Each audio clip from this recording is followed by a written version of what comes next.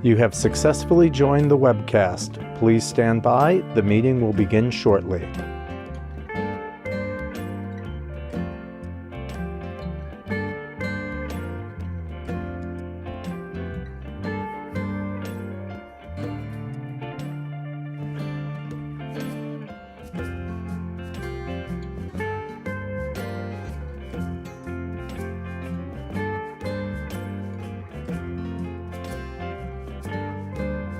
You have successfully joined the webcast. Please stand by. The meeting will begin shortly.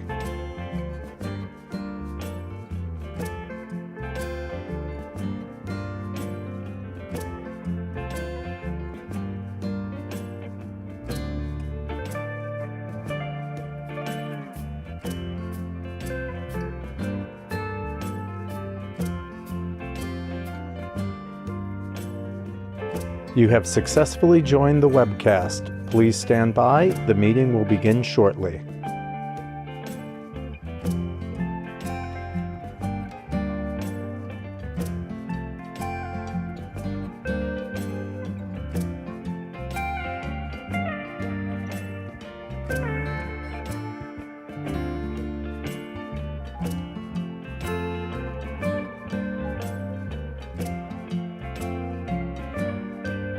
You have successfully joined the webcast. Please stand by. The meeting will begin shortly.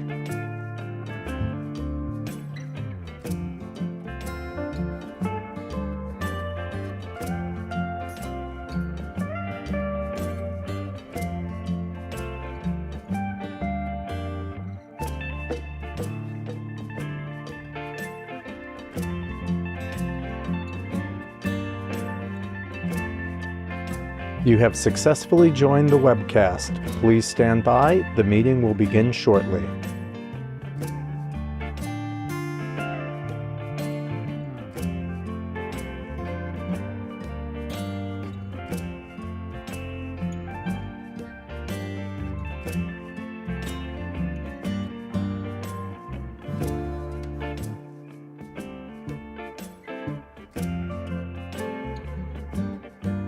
You have successfully joined the webcast. Please stand by. The meeting will begin shortly.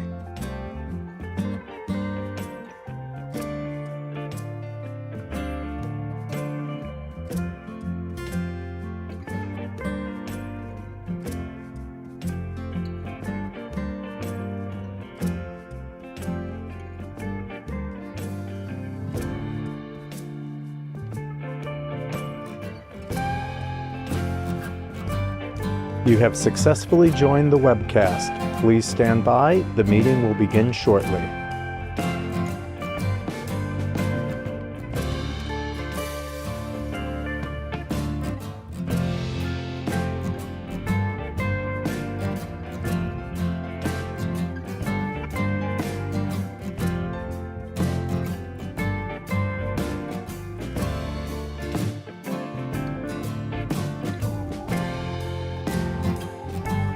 You have successfully joined the webcast. Please stand by. The meeting will begin shortly.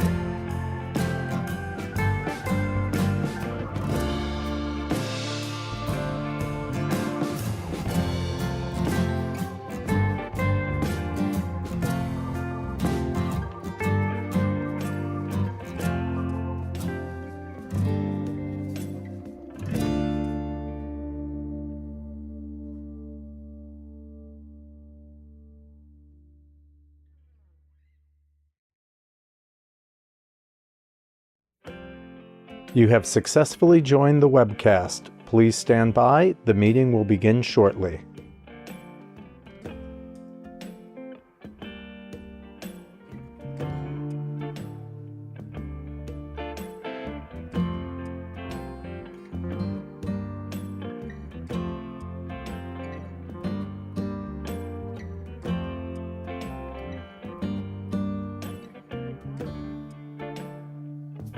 You have successfully joined the webcast. Please stand by. The meeting will begin shortly.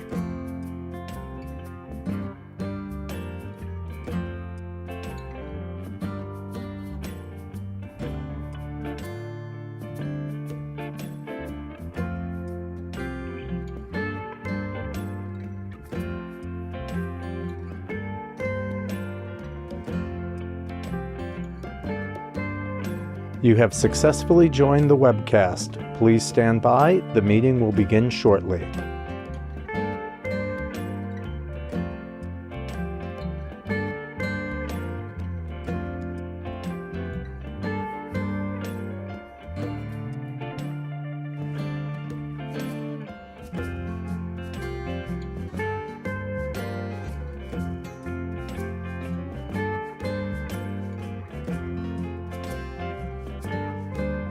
You have successfully joined the webcast. Please stand by. The meeting will begin shortly.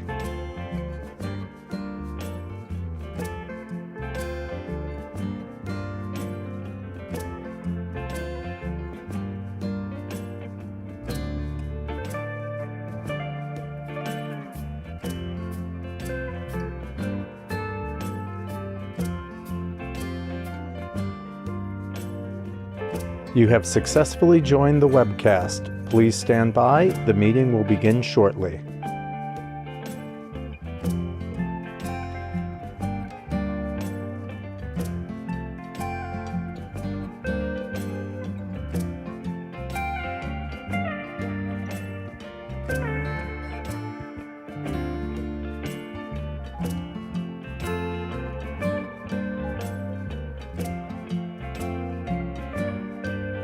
You have successfully joined the webcast. Please stand by. The meeting will begin shortly.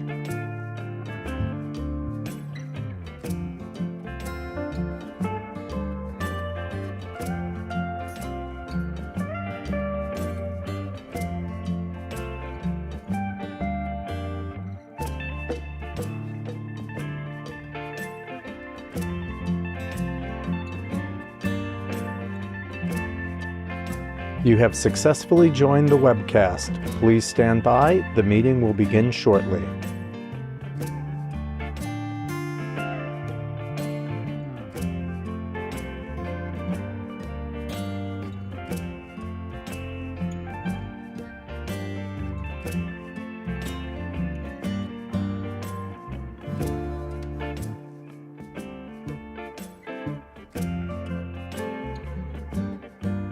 You have successfully joined the webcast. Please stand by. The meeting will begin shortly.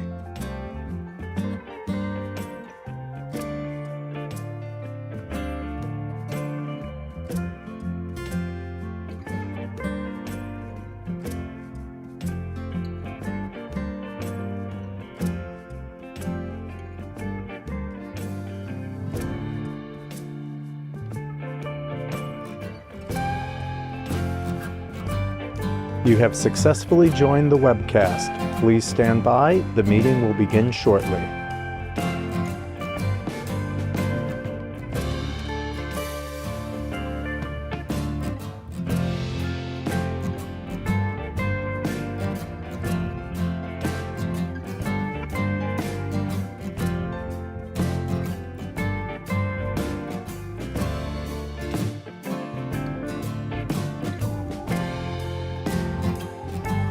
You have successfully joined the webcast. Please stand by. The meeting will begin shortly.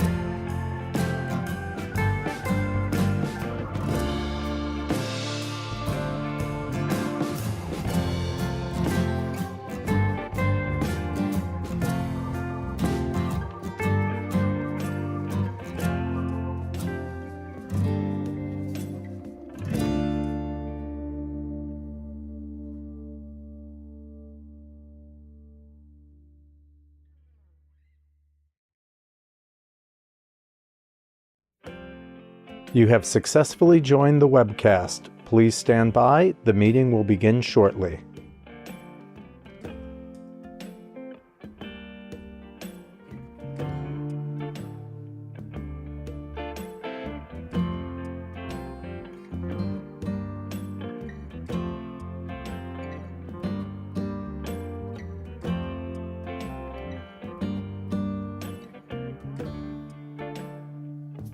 You have successfully joined the webcast.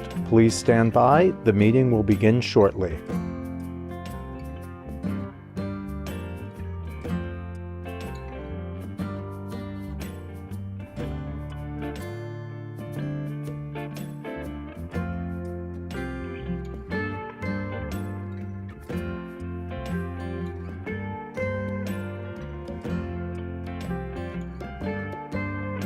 You have successfully joined the webcast. Please stand by. The meeting will begin shortly.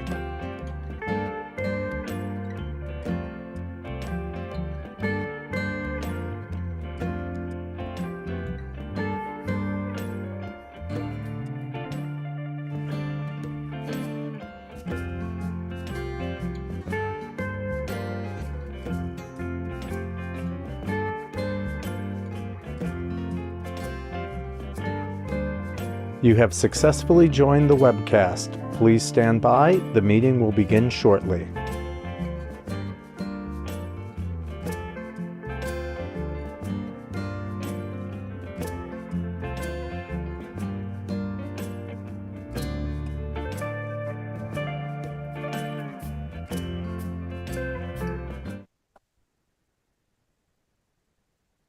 Thank you all very much. Good morning. Good morning. I am Frida Foster, Chairperson for the Harlem Community Development Corporation Board of Directors, and thank you for your participation in this midsummer meeting of the board. Today is Monday, July 22nd, 2024. The directors have received the relevant materials in advance of today's meeting and are free to ask questions at any time. Consistent with the policy of our parent corporation, Empire State Development, we welcome public comment on the items on the agenda. After each item is presented and any comments are received from the directors, we will allow members of the public to provide comments. All comments should be limited to 2 minutes and should only address the item that is under consideration. Please note for the record that the public was given the opportunity to comment on today's agenda items by submitting their written comments by 4:30 p.m. on Friday, July 18th, 2024 to hcboard@esd.ny.gov. And for the record, no comments were received from the public. Before we begin with the substantive portion of the meeting, I ask the directors whether anyone has any potential conflict of interest with respect to the items on today's agenda.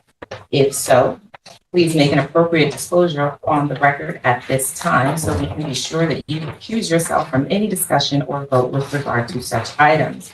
Are there any recusals? The warrant has been concluded for the vote. Thank you. Our first order of business is the approval of the minutes of the directors' meetings for 2 days, December 13th, 2023 and February 9th, 2024.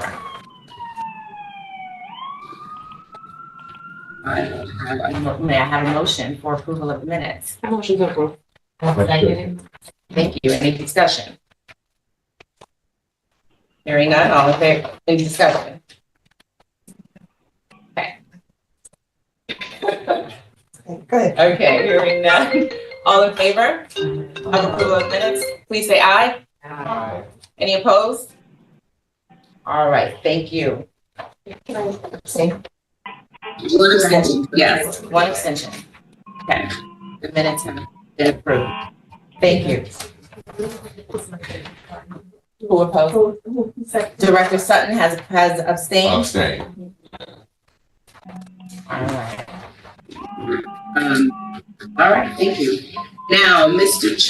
Terrence Cho is up. He will now present the request for authorization to amend a contract for construction administration services in connection with the Victoria Theater redevelopment project. Authorization to take related actions. Terrence. Thank you, Chair Foster. Good morning, Chair Foster, President Archer, and members of the board. My name is Terrence Cho, and I'm an Assistant Vice President in the Real Estate Department at Empire State Development.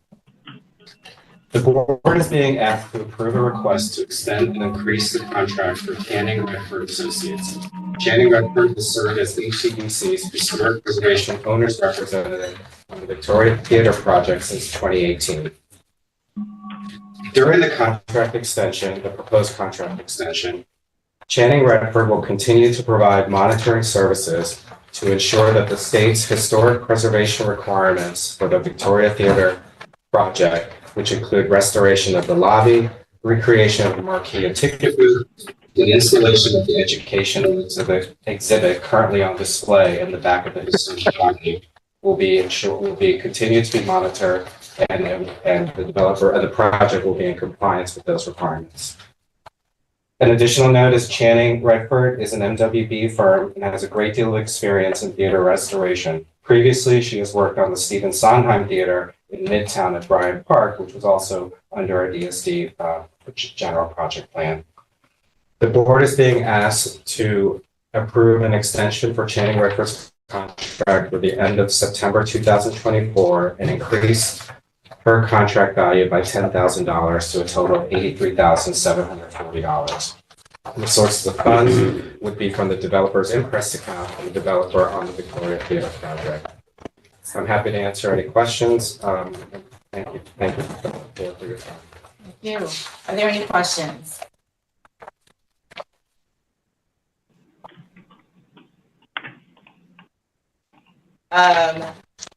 Any? Nope. May I have a motion for approval? Thank you, Director Holly Redford. Can you say your name when you speak? Thank you. May I have a second? Second, Keisha, second, James. Thank you so much. All in favor? Any opposed? All right, moving on. Thank you very much. Our counsel, Carlene Turner Beverly, will now present the request for authorization to amend the agreement for legal services with Phillips Lytle LLP and to take related action. Thank you, Chair Foster. Good morning, directors. You will see the materials that an additional $50,000 in contract value is being sought for the Phillips Lytle legal services contract. The contract was last amended by the directors at the HCDC meeting held on February 9th of this year. At that time, it was made quite clear that the directors wanted to explore avenues to partner with legal service providers that are minority owned after the contract with Phillips Lytle expires on September 30th of 2020.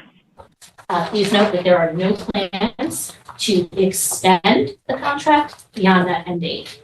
I'd like to elaborate a bit on the basis for the $50,000 figure by which we're seeking to amend the contract value. First, I should note there is an outstanding invoice from May of 2024 for which an additional $13,423.17 in funding authorization is needed to pay the invoice in full, so roughly $13,500, a little under. There's also an invoice received in July of this year for a fairly nominal figure, $318 to be exact. So the total amount needed to fully cover pending invoices is $13,741.17. That's the amount by which our projections for closing and short-term post-closing costs fell short of actual cost, $13,741.17. The bulk of the $50,000 increase that we're seeking authorization for is really in the nature of contingency funding to cover potential future needs, roughly $36,000 of contingency. I do want to note for the directors that we are also in the process of identifying MBE legal service providers from ESD's pre-qualified counsel list, streamlined procurement, who could be a match for HCBC's needs going forward. More to come on that process at the next board meeting. I also want to underscore that part of the contingent monetary value that we'd like to see added to the Phillips Lytle contract can be used to fund the creation of knowledge transfer materials and resources which can help with the appropriate onboarding of a new legal services provider. So the new firm can hit the ground running and not be sort of stymied or hampered in that. In closing, I want to emphasize that we are not seeking authorization to extend the term of the contract with Phillips Lytle. That contract is slated to end on September 30th, 2024. Thank you very much. Yes. Is there, how much have we given to Phillips Lytle? the course of this contract. But I'll say, I remember this has been a good 15 years. And we're still paying. It was paying. And I was just looking at their website because we initially brought them on because of a partner that they had there by the name of Peyton Gibson. I believe her name was. And she was good. She was great. However, with her leaving, I guess she's left. She's been gone at least a good 10 years now. And their commitment, I'm looking at their website, their commitment to diversity is woeful. Absolutely woeful. So I'm just curious as to how much money we've given to them. And in terms of looking at the legal services approved by MWBE approved, well, I mean, we may want to look other places as well. I don't know what that list is. However, we should look at the Metropolitan Black Bar, look at Dominican Bar Association, Puerto Rican Bar Association, because, you know, quite frankly, Philip Flytel has done quite well off of us. So I'm glad we're looking. Thank you. Thank you. Do you know how much we've given offhand or approximately to recital? Well, I can say that $865,600 was the last authorized amount, and that amount is expended. So easily over $1 million. No, not over $1 million because we're seeking $50,000. That's increased the value of $950,400. Thank you. Can you say it? Teresa Haslett, thank you. For Senator Claire. So in February, and I'm just looking at what I said during that meeting. Of course, the diversity amount and the fees, we got a little breakdown on that. Can you explain to me in like layman's terms, the 50,000? Because we increased it to 865 in February, and that was because of construction related post-closing costs. And I guess I want to know, just answer this question for me before you break it down. Are we paying being asked to pay another $50,000 for closing costs related to the delays by the developer? I would not categorize these particular fees in that way. Sort of anticipated closing and post-closing expenses that were incurred just ran over to the tune of just under 13,500. We had a shortfall in terms of our projections. But the closing costs based on the nature and scope and the complexities of the matter separate and apart from any issues that may have arisen on either side that may have delayed the project in the past. The costs that are at issue, which would put us beyond projections, were reasonable in hindsight with respect to what was necessary to close the transaction. So you're saying that the 50,000 that we're being asked to authorize is not related to any delays on the part of the is that what you're saying? I wouldn't categorize it. How would you categorize it? I would categorize it as reasonable expenses in light of the envelope of circumstances with the transaction. So I guess, yes, I would not categorize them as Can I relating just to interrupt? delays. Terrence, did you have some clarification? Yeah, just to give a sense of timing, from the closing, we closed the developer on April 12th of this year. So there was work going on to finalize the negotiations, execute all the documents, and perform the actual closing over February, March, April. To add on to what Carlene was just talking about, it's I don't think it's I agree. I don't think it's totally correct to pinpoint it on one side versus the other. It was really just how the negotiations played out over the project. We were expecting some responses from the developer, and the developer took the time that it took. We were eager, I would say we were eager and ready to close in February, but the developer had to finalize some negotiations and discussions that were solely on its side before it was ready to close. And then at the end of March, beginning of April, developer informed us that it was ready to close, and Phillips Lytle Services were required to execute that closing. Can I get is that possible to get I mean, 50,000 it's a flat rate fee, no change, no 35 cents. What is like the invoice? What is 50,000? I can speak to that, just to underscore a few points. The amount that's needed to cover costs that have already been incurred, the pending invoices, is $13,741.12. That's the exact figure. The additional amount, which totals $36,258.83. That's really just trying to offer a contingency cushion for what may arise between now and September 30th. Not that we feel, it's likely that we will exhaust that amount, but just to have a degree of protective cushion in terms of funding should issues arise, and also to assist with knowledge transfer, because I don't know if it's been announced yet, and I won't sort of let the cat out of the bag prematurely, but we'll hear later in the meeting that we are losing the benefit of a tremendous amount of institutional knowledge in-house with this transaction. More to come on that in a bit. But, to the extent we can shore up knowledge transfer materials that Phillips can prepare for us, that would be helpful, just to make sure a new legal services provider is ready to hit the ground running.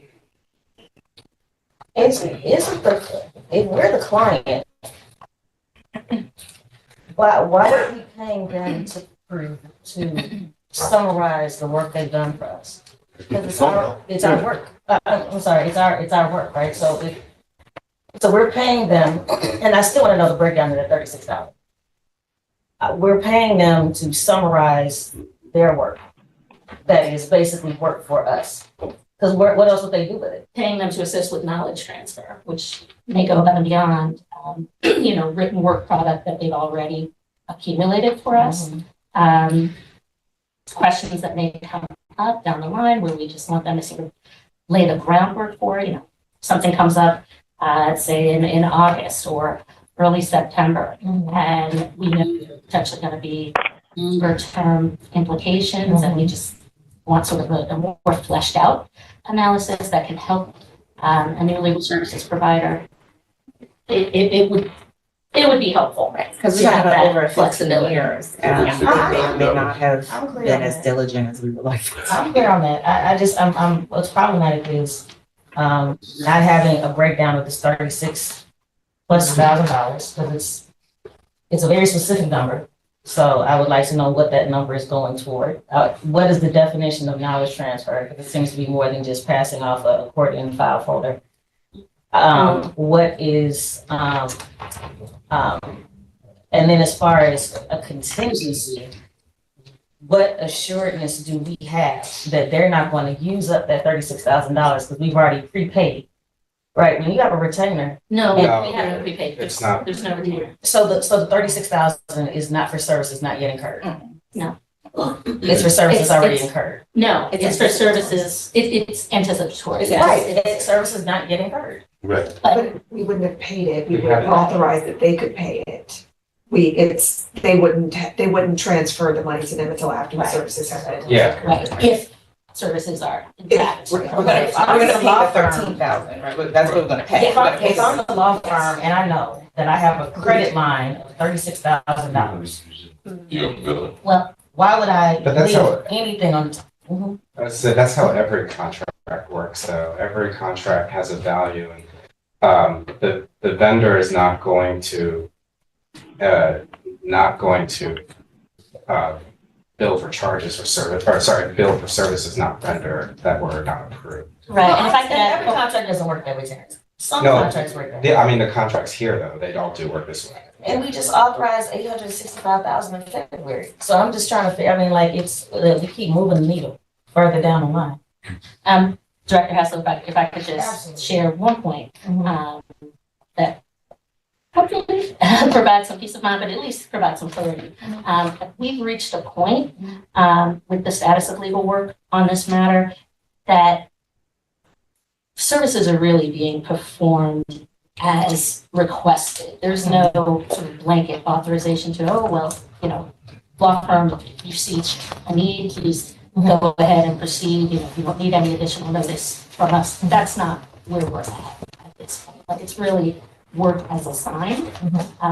So, you know, our legal team, our in-house legal team, during HCDC, we would be assigning the work at this time. We would have, you know, we'd be working very closely with the firm. I don't want to say micromanaging, but we would certainly be intensively managing workload, work assignments going forward. So we definitely sort of be able to track at a very granular level, you know, the amounts of fees for legal services that would be. So you'll be able to provide the breakdown that the director is looking for, right, of the 13,000 and then whatever else we paid for. Yes, if Yes.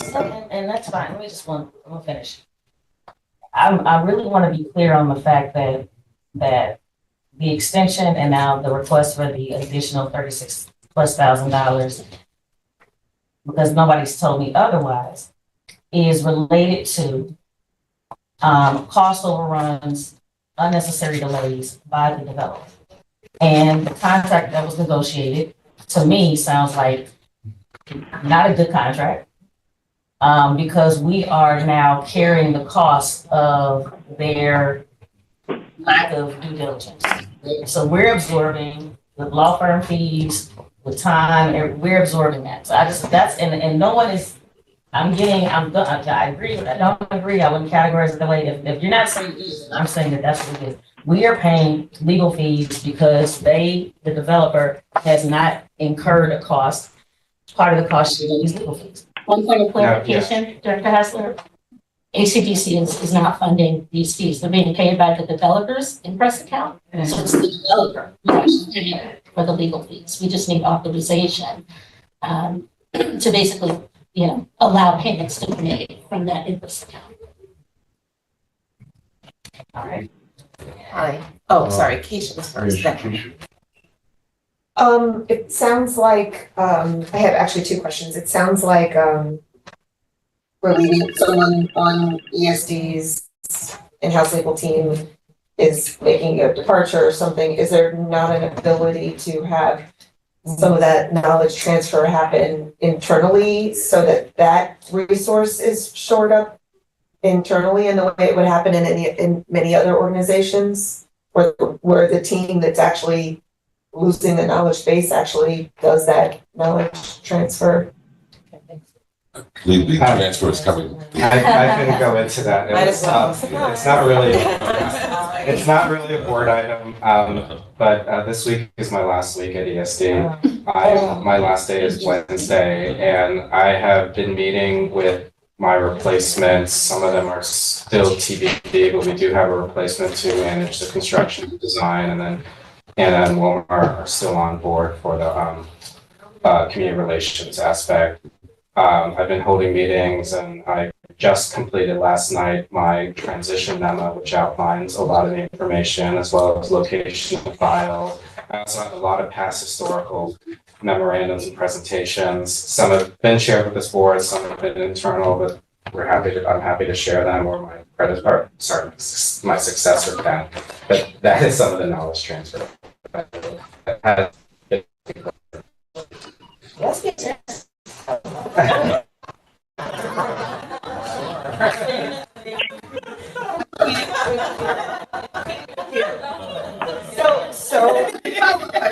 And my way replacement, big surprise.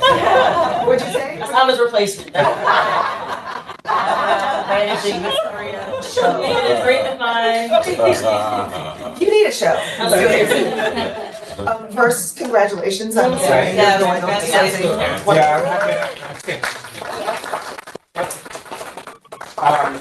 It's not I don't mean to keep it a secret, but I received an offer to become the head of real estate at University. So, still in New York right now. So, Follow you down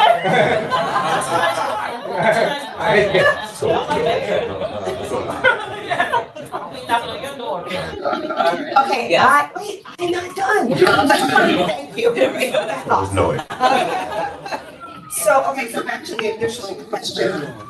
Given the fact that you were doing all of that knowledge transfer yourself, what is 36,000? I mean, has there been any estimate as to how much time would be necessary to do this knowledge transfer? It's just, I had the same questions around contingency, and I'm wondering, have you done any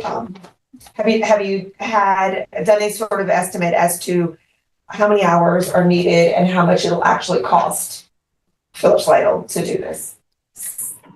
We did from Phillips Lytle, which actually landed at a figure of $40,000 as their recommendation for contingency. In terms of getting specific with respect to, what they envisioned as being an hour allotment, obviously, it's paid out on an hourly fee, so that 40,000 is, come back into exactly how many hours that they're projecting. I would say my takeaway was really that it's sort of a worst case scenario monetary analysis that really weren't sort of fleshed out legal issues that they cited they would be researching, or it really is intended for contingency. And in terms of sort of the very specific nature of the $36,258.83 to be exact, that was really just a function of backdooring from an approximation of $50,000 approximation, deducting the $13,741 and change that we know that we owe, and landing on that contingency number as it is.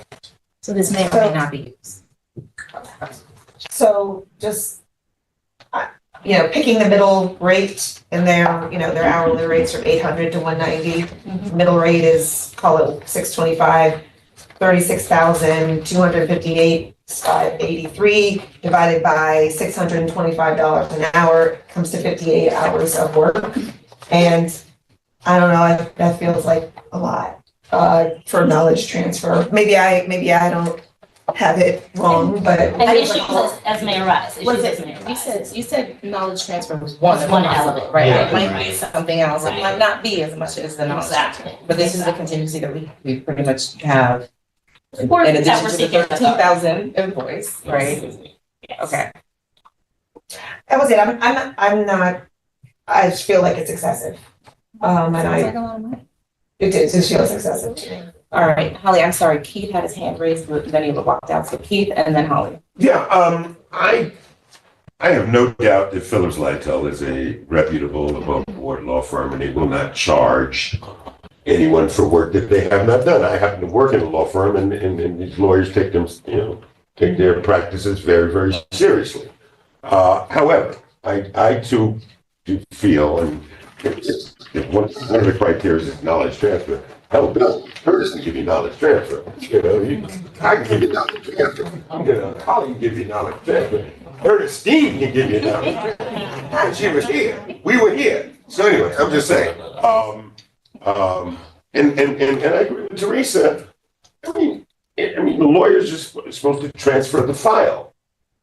And a lawyer, any lawyer worth his or her salt will understand how to read a file and then take it from there. I think it's a bit excessive. Was it $36,000 or whatever it is?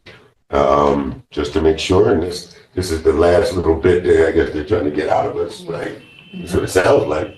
Trying to squeeze the toothpaste to the end. I just think it's excessive myself, and I agree with Keisha into this.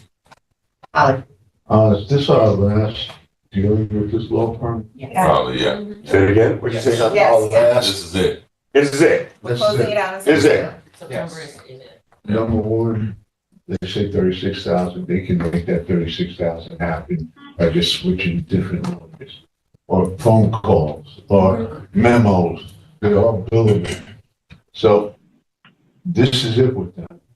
And we won't, because you know how many times and then you're right, their diversity is lacking. Woeful, woeful. But that happens sometimes. But the fact is, this is pretty much it. The 36,000, they're gonna make it up. I don't know any way that wouldn't make it up anyway. So we should though get intelligence or historical transfer in the case. That should be included in our initial fee. Every client gets a summary of what happened during the case. I've been involved in a lot. These guys are gonna go over it and over until they get to 36,000. That's pretty much it. But then again, on the other side, we already hit them over 855. So 36 is a drop in the bucket. And they did it with fees that were going up and down. We didn't know which one was being charged at any given time. So that's food for thought going forward by getting a flat fee. And that way we have some kind of control. Lawyers don't like flat fees. But the fact is that that's the only way you can kind of control this going forward. It's probably when people ask for insurance in their hands, and we don't even wonder what the person is going to do. I would guess 190 because but it's in their hands. So Carlene, can I ask what happens if we don't, if we say no to the $36,000? What is it? What happens? Right, that's $13,000. 13,000, and we certainly would need authority to fund those legal expenses incurred. You know, we hope to get that authority from the board. Contingency balance, you know, we. So, okay, got it. Two questions. One, have our concerns been brought back to them over this time that the legal fees are continuing to mount, combined with their lack of diversity, is troubling to this board? Has that been brought back to them over the course that they've been engaged? It's my understanding that they have you directly board meeting, so. Oh, they're watching. Yeah. Hi, guys. Yes. They're watching apparently. What's up? Okay, so I would like to, I won't actually move to, for this, but I would like to suggest that we consider maybe reducing the number of billable hours to that. Oh, I shouldn't say number of billable, the amount. When again, we took that 625, multiplied it by 25 hours as opposed to 58 hours, and that comes to a little under $10,000. And you know, maybe there, I understand, I hear what you're saying in terms of wanting to have a contingency. And I just don't understand how a contingency needs to be 58 hours as an average in terms of their billable hours. So I would suggest that we consider reducing that number to something else. And I understand that's not the contract into which you entered with them, but at least we could perhaps get you authorized to go back to them with something. I'll if I may respond, Chair Foster, I'll just note a point of order, just in terms of the breakout of obedience, we generally receive services from a partner and an out-of-council attorney. So it really is sort of the $800 billable that's more the driving force. Got it. Okay. Just, you know, minor point, but just mathematical that's calculations. important. And in terms of the increase that's being sought, the 50,000, that is the recommendation of ACDC Council, myself, and General Counsel Joshua Bloodworth. We felt that figure was reasonable, and that's our professional recommendation. That being said, it's the board's ultimate determination. If you know, you So don't subscribe to recommendation of council. That's certainly within your authority to do. In this instance, I do just want to underscore that. The $50,000 increase is the recommendation of council. Thank you, Chair Foster. I wanted to also give some clarification on the potential activities because there's been a lot of discussion. What I wanted to emphasize, the contingency, and I'm not really commenting on whether 50,000 is appropriate. I'm just saying knowledge transfer is that the project, although the punch list set up and so on, at the time of closing, this is a fairly unique transaction, and the fact that there is a fairly complex condominium regime bylaws. There was also HCDC issued to the developer for since there were also other documentations related to the operating protocols and so on. Some of those documents may need to be revised in the future for drafting for different terms and conditions depending on how the project goes. They may not be, but that could be also an additional service that the law firm may be required to help with. So I did want to emphasize that it's more than just knowledge transfer, and I actually think of all the activities that the contingent could be used for, knowledge transfer probably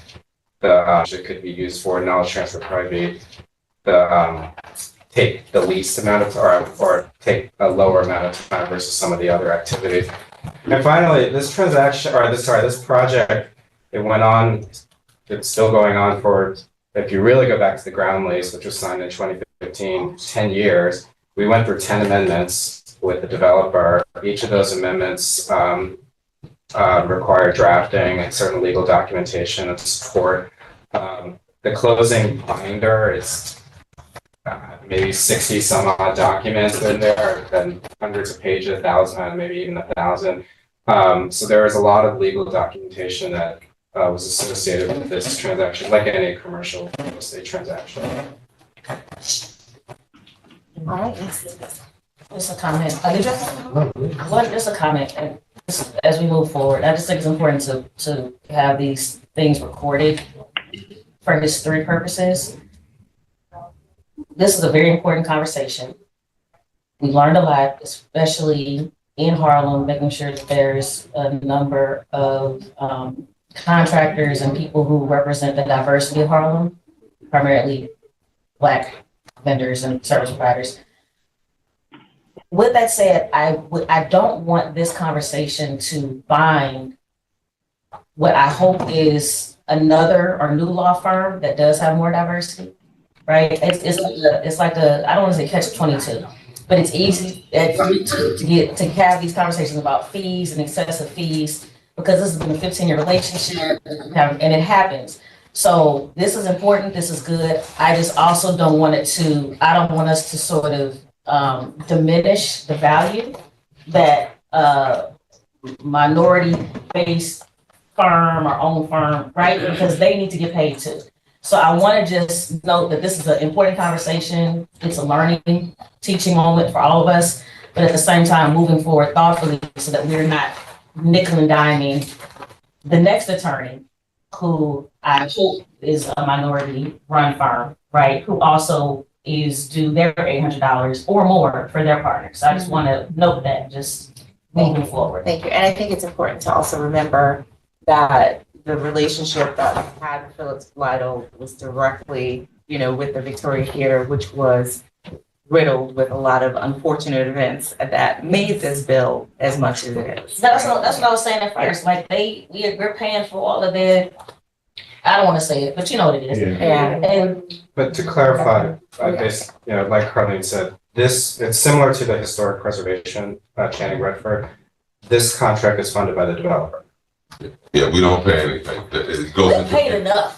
I mean, that's fine, but that's not making me feel good. We have paid them so much. But what should make you feel good is that this is it. We are not coming back to Phillips Lytle. Yeah, I want it to be it with a period, not it with a comma. Keisha. I ditto that point. One other question, the MWBE vendor that you're looking for, what is the vision for what their scope, what work would they be doing post this engagement? And that's a great question, and it's one that's presently under review in terms of defining what an appropriate scope of work would look like. More to come on that. We're sort of fleshing it out. And we'll come back to the board with some thoughts and some insights and look for feedback. Okay. Yes, Elsie. Yes, one last question. I know you mentioned earlier that the 32,000, if we were to spend down from that, or they were to spend down from that, that we would still all have to vote on that proposal, that they don't get to spend down, is that correct? No, what I had asked that Oh, if you we right. did not approve the 50,000 and we just paid the $13,000 invoice, any bill that they came from them, we would have to come back to approve. Yeah. So that's why the contingency is ideal to be in place, a contingency of some sort, So we still vote on, so that they can just finish what they need to finish and then we'll be done. so is that different than us piecemealing it then? Right, instead of piecemeal, instead of us coming back, with each invoice to have to approve. The proof, got it. Yes. Okay. Any other questions, directors? All right. My only statement is that we say, yes, we're gonna pay you, but we're not gonna pay you beyond this. That's it. Right, and I think that's it, right? That's it. Right, you've already said that. State exhaust. Yeah, that's it. They can't come back. Correct. Correct. That's it. We're done. We're done. Supposed to do We're looking it. for a relationship. Right. Something else happened. Well, it's right. That's it. No. Okay, directors, can I have a motion to approve the authorization to amend the legal services with Philip Lionel? I'll make the motion. Motion to approve. Thank you. All those in favor, say aye. Any opposed? Any opposed? I oppose. Okay, one. Any opposed? Other than, Yeah, I'm yes. sorry, yes. Any abstentions? I'll abstain. Okay. Director Hassler has opposed and Director Sutton has abstained. The motion passes. Thank you, Director. This was a good conversation. All right. The next item on the agenda, we are being presented by the Apollo Theater for information only, no votes will be required. The Apollo is going to provide us with some updates on the Victorial Cultural Unit. Mr. Enyo Carbon is outside and he'll be coming in momentarily. Yeah. It's all right.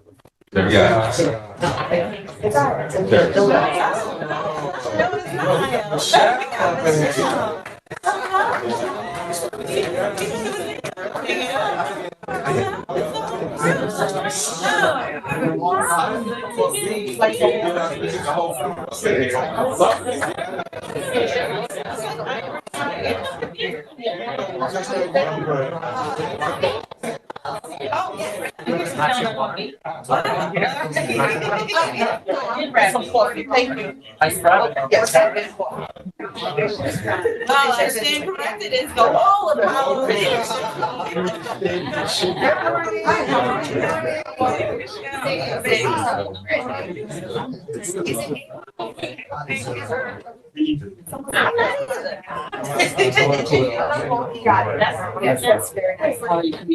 Thank you.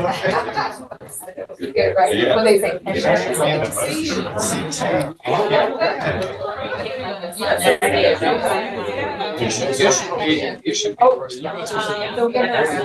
Welcome to our guests. Before you get seated, the Apollo Theater, if you'd like refreshments, whatever, you can get yourself settled to that. Otherwise, we are on a roll and get started. Yeah, there's there comes here, there's a water filter. Water and stuff. Do you want to click or do you want me to click? Oh, okay. There you go. And the green button is a pointer.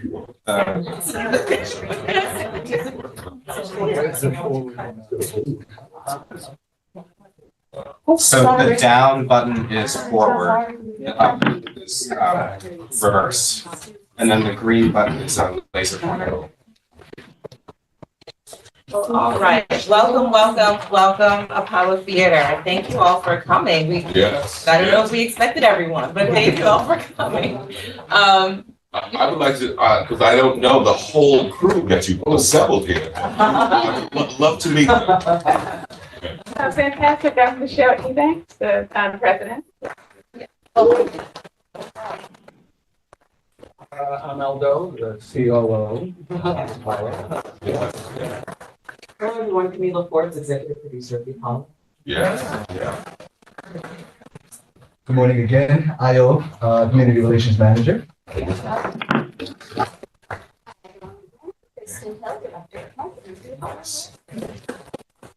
McKinsey Joseph, the And because I remember the crew before, are you fairly new? I've been with the Apollo for 15 years. Nice to You finally meet decided. you. Yes.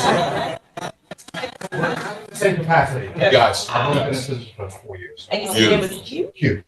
All right. Very nice. All right, well, welcome, everyone. Well, the show is yours. Yes. Start whenever you're ready. Yes. Thank you. It's an honor to be here. Thank us to put in place our employment initiatives as well within the local Harlem community. And excited to share, but also as excited, more excited to get your feedback on how we can just be more effective here at the implementation. So with that, I will turn it over to Camila Forbes. Hey, hi everyone. Hey. So as you all know, we have opened the Apollo stages at the Victoria Theater, long awaited, of course you all know, this past February. And we started our programming then. And you know, since we've opened our program in February, I just want to highlight a few of the programs. But we had down button. That's what it is. There we go. There we go. So we had close to 54 nights of programs that were activated, and many of the programs were either free and low cost with subsidized ticketing that we'll talk about a little bit later as well. Where no ticket was higher than $20 at the Victoria Theater. We had programs that range from theater and dance to film screenings to speaker series to talks to our education programs, mentorship programs, and education workforce training that took place in those that were public to the public. I just want to highlight some of the programs here. Diane McIntyre, choreographer who started her career, started her dance career here in Harlem, her company in 1972. She returned back with a brand new piece called In the Same Tongue, where we had 4 performances and close to 700 folks came to see that show. And about 50% of the show goers, we love to get that data, dined in Harlem, because we also realize that we're not just inviting folks to Harlem to see work or activating for Harlem residents, but how is it an economic driver around to other close to Harlem businesses there. So as you can see there, right? Stefan Harris, which was a musical performance. He's a Grammy Award winning vibraphonist, performed for 2 performances. We had close to 400 tickets, 382 tickets sold for that show there. Soul Science Lab. This was a collective of musicians, poets, and artists called Soul Science Lab. And we commissioned them to do a new work on reimagining the Harlem Renaissance. As if the creators of the Harlem Renaissance, like W.E.B. Du Bois, was a contemporary today and had a Twitter account. It was a lively, exciting presentation of new work that took place in the theater. We not only had this show for the public, it was public ticketed, but we did several shows for high school students as a part of our programming initiative, School Day Live. We also were able to activate the Victoria Theater gallery space. Our gallery space we opened with an exhibition that was by the famed photographer Alex Harsley. Alex Harsley has been documenting Black cultural spaces in New York City for the last 55 years. we were able to, he had some never before seen photographs actually of artists like Oscar Brown and Tazaki Shange at the Apollo, as well as Nina Simone, that was a part of this exhibition. So as we were opening a new space of celebrating Black culture in the city, we wanted to experience and show the lineage on which these new spaces were being opened. And we had over 1,200 audience members that were able to see that exhibition from February to April. This is our School Day Live program. School Day Live is one of my favorite programs because many times, and I remember going as a young person in school, where school puts you in a bus and takes you to see a theater. Well, we do that not only in our main stage, but also now in the Victoria Theater. Many times this is young people's first encounter, whether it's with theater, with live performance, with students. So we were able to activate the Victoria spaces with a piece called Two Wings from Heaven. This was the story of Yes. 1 second. Excuse me on the phone. Excuse me on the phone. Can you please mute? Thank you. No problem, no problem. Two Wings from Heaven, which highlighted the story of Bessie Coleman, aviation, right? Aviator. And so we had a number of young people, as you can see here, that were able to see that performance. I'm sorry. Yep. Yeah, okay. Yeah, okay. You're here tomorrow, but okay. Don't worry. Okay. It doesn't matter to me, whatever works for you. Yeah, because the commute, yeah, you would never get here by 7. It's just like.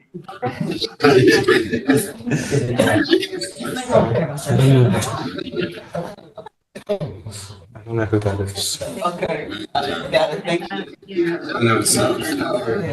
Can we find out who that is? Excuse me on the phone. Can you hear us? I have to figure out how to. They're talking about. Oh, wait.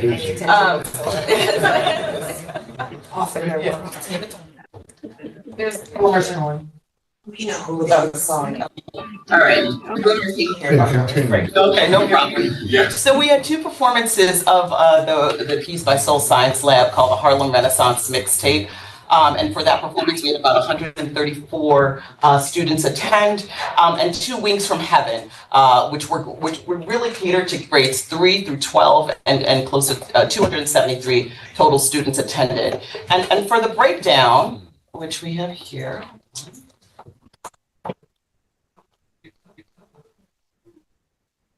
Oh, frozen here. Well, it might be because of this. Hold on. Yeah, I got it. Okay.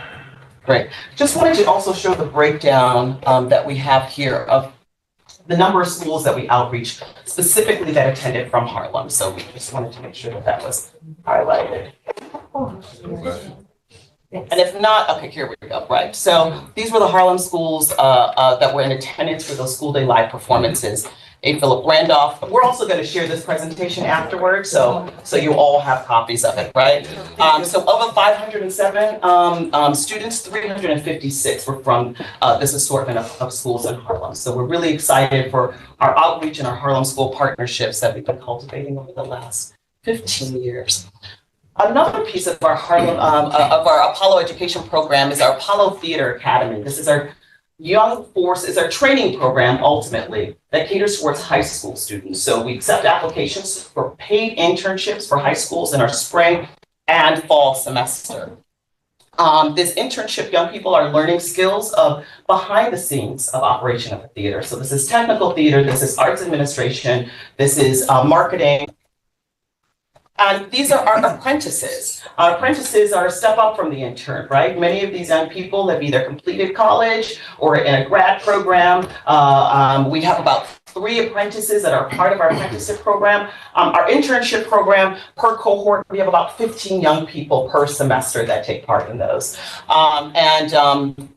So many of those programs, again, were making part or were activated in the Victoria Theater. And you can see here, this is John Adams, this is a school in the Bronx, but they were able to these were the classes and the students and their work that was exhibited in the gallery.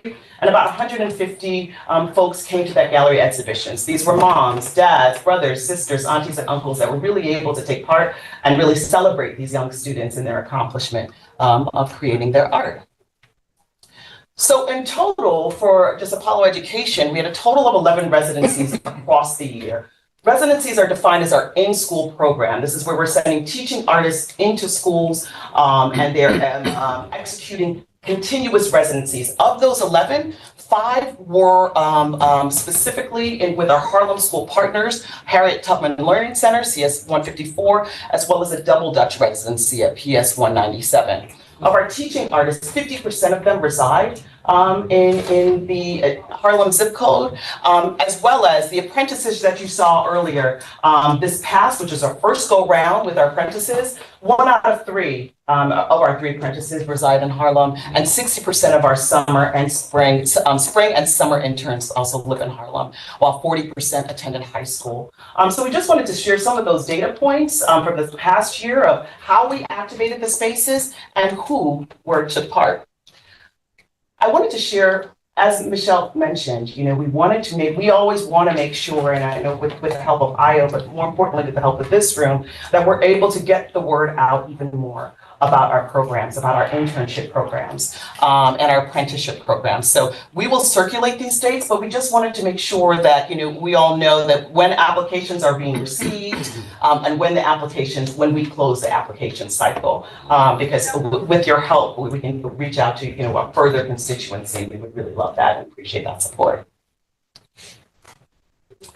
Culture forward. A big mission, a part of the Victoria, access to the Apollo Victoria.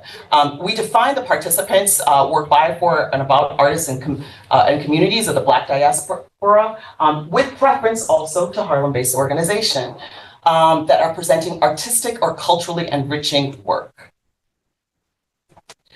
The rental rate, this is the rental rate details and criteria. It's a rental rate of $500 a day. This is a subsidized rate. And each participant is entitled to a maximum of 3 event rental days, right? So this just gives you kind of an overview of what we offer. One thing I want to also mention about this Culture Forward is that I want to share some of the organizations that took part. This is a pre-launch program because we just opened the space in February, and it was important for us to really understand how the space worked, how the toilets work, did the toilets work, does the water turn on, how do the lights work, right? Not always. Exactly, right? We had to shake the space out. So with that being said, our plan always was for Culture Forward was us to truly do a full launch and marketing launch out to communities to accept applications this fall. But there were obviously folks who inquired, interest that we got from actually organizations and artists that you all have put us in touch with. So we just wanted to highlight some of our, what we said, our pre-launch. Because we had the subsidy, we thought this spring might be a good opportunity to just test run the program. So this is a highlight of some of the organizations. And as you can see, we had 15 programs that were approved under the Culture Forward program. So Jazz Reach had their 30th anniversary in arts and education, previewing a segment of their new exciting educational production that will debut this fall that happened in January. The March on Washington Film Festival hosted a conversation with Tanisha Ford about her book, Our Secret Society, Molly Moon and the Glamour, that happened back in March. Young artists that had shared their monologues as they're about to head into the world.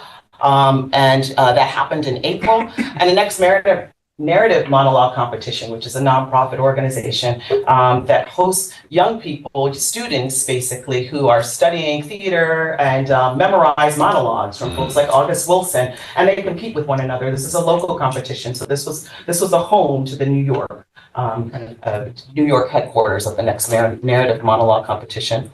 We also had a film screening with Black Voters Matter. They premiered a piece of their film with several of their founders. One of them, the founders of the BLM movement, Elisa Garza, was in conversation with several of the other Black Voters Matter organizations. This was a free event to raise funds in support of the completion of the film that happened in May. And then we had a work Voices. This was curated by Hollis Heath. Hollis is a Harlem resident. She and her family have a gallery over 116. The Heath Gallery. The Heath Gallery, exactly. Hollis came to us and knew about the new theaters and had this idea for this event in commemoration and celebration of V-Day. She brought the National Poet Laureate, Aja Monet, which was one of her partners, and curated a beautiful celebration of women, of activism and voices that took place on May 31st. Voices is an audio play and an experimental listening session, and we hope to bring them back again. Upcoming in August, the Hip Hop Film Festival, Harlem Film House. Yes. We're very excited. That's going to occur on August 11th through 18th. So a series of film screenings, panel discussions, and just celebration of hip hop culture that will be taking place in our theaters then. We are in conversation with a slew of organizations for this upcoming season.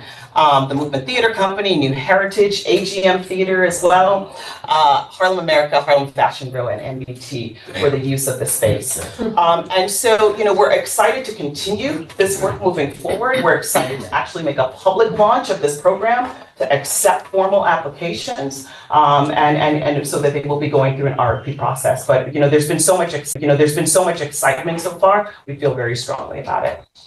Any questions thus far? Yes. Let's start with this slide. Harlem, is that Harlem American or Harlem America? It's the podcast. Harlem America. Okay. Correct. That's Tony Rogers. Okay. Got it. Can I just ask? I'm so sorry. No, just let them say your name and who you represent. I'm sorry. Teresa Hassler, representing Senator Cordell Clear. Of course. Let me go back. And free and low cost. I remember when you all presented the last time you were here, we had a conversation about cost and free and low cost. How are those programs advertised? Great. So we're actually just going to get to that in regards to our public programs and our ticket programs that will happen in our marketing segment. I don't know if we want to jump to that right now. Or It's going to be addressed, and that's it's going to be addressed. Yes. Another one is when it comes to the restaurants. Yeah. How are you measuring that? So yeah. Show surveys after every single event and program that we have. And so it's audience feedback. Essentially, we send an email to every ticket holder and then collect their feedback. But one of the questions on that survey, it's a very short survey, is before or after your show, did you dine in Harlem? So this is self-reported. So with that technique, it's digital. You send an email, and the response time on when you get that email back is when? We send it immediately after, so that's an hour or two post show, and then a reminder follow-up about 2 days after. What is your response rate? We get around 50% for this. For the Victoria, it was actually much higher than we typically see in our historic theater shows, so I would say around 50% is the response rate. Are you measuring which restaurants they go to? Okay. That might be another way to drill down on economic impact. And with surveys, what I think is a good idea. Right? I think that also there's a couple of different ways to approach that, right? So I think for economic impact on Victoria outside of the shows, I think having relationships with various restaurants. I think I and I had a conversation about this. Full disclosure, we did just a couple months ago, but it's a really good idea. I think that it's important to know which restaurants is there. Like if you show us your Apollo or Victoria Theater ticket, you get a 10% off of a chicken finger. Yeah. Whatever it is, right? Something like just so that you can measure it more in real time, because sometimes with email surveys, people don't respond immediately. Like you said, you're not going to reach closer to 100% necessarily that way, because sometimes I know the surveys, right? And you want to catch them while they're still there. That's just an idea about that. That's just a comment. We can also, because we do have a restaurant partnership program. Okay. And I don't know, Krista, if you want to maybe share a little bit. Sure. We do, and we have actually that exact program. Most recently, that was in support of our At the Intersection Festival, which happened, which we did partner specifically with. The Leader Group was one of the partners there. And so it was an advertisement cross promotion where you could bring your ticket stub and receive, I think, 15% off, or there was some sort of discount that we worked out. And so in that way, we are actually able to track and do directly connect with restaurants to make that impact. And there's a note on the survey, because we've tested this for across many years, is that we keep it short intentionally. So we absolutely can add an optional field, but by limiting that survey to about 3 or 4 questions, that's how we're actually able to see the quick response. Otherwise, if we have too much information, it does kind of bog down the data. So it's a great note and receiving. And do it a couple of different ways, right? Like I like paper, right? Hit me when I'm leaving the show. Don't send me an email, because I think you're trying to get me for another. Do it that way, but hit me when I look, well, everybody, pull out your phone, scan this QR code, we're gonna put it on the screen, right? Try to get it as close to real time as possible. Lido Group is cool, that's on 8th Avenue, right? I'm coming out of the Apollo, we're not, in Hell's Kitchen, right? So not all this, not theater, restaurant, but I'm gonna, what's close, right? You got this, you got Lenox Avenue, right? So that's good, and so I just, I'm not saying you're not, but just making sure that you're hitting as many points as possible, which again, I'm sure you are. Third question, Apollo gallery space. People are looking for gallery space in Harlem outside of Schaumburg. And so what is the cost for using that space? And how are you marketing access to that space? I didn't even know you had gallery space. I think it's a really cool thing. It's been named. Sorry, keep going. Oh, okay. Sorry. But I'm just saying, like, how was it, I want to, because we have student art contests and things like that. The other thing too is your apprentice program. You had 1 out of 3, and this is reminiscent of the last time you all were here when I was like, how many Black people work at the Apollo? And it was like 13% or 50%. It was like this random number. Sure. If you have 1 out of 3 apprentices that are based in Harlem, how many apprentices did you have? 3. Oh, wow. Right. So you have 1. It's like 1/3 is different than 1 out of 3. It just hits different. I got you. Sure. So just, I got it. And then the interns, 60% were based in Harlem. Out of how many interns? So we had a total of about 24. So what's that? 16. Oh, Lord have mercy. 16. 16. Okay, math is not my Me ministry. So those are just my questions. Oh, and then last thing with the linkages, this is good for the deadlines for the application. The schools, I overheard Sean, I think, say you didn't have Wadley. So I'm just gonna say that, right? Sure. You say Wadley? Wadley is a partner. Sean was gonna say it. Absolutely. Wadley is a partner of ours. Is a partner of Apollo Education. The reason why they weren't listed particularly in that, because that was who attended the school day live programs. But Wadley is a partner in which we do an extensive amount of work, and it falls under another category of our school programs. What I was really trying to highlight here is the programs that took place on site at the Apollo. But we love Wadley dearly and have been for the last 2 years. Final point, do something for the seniors.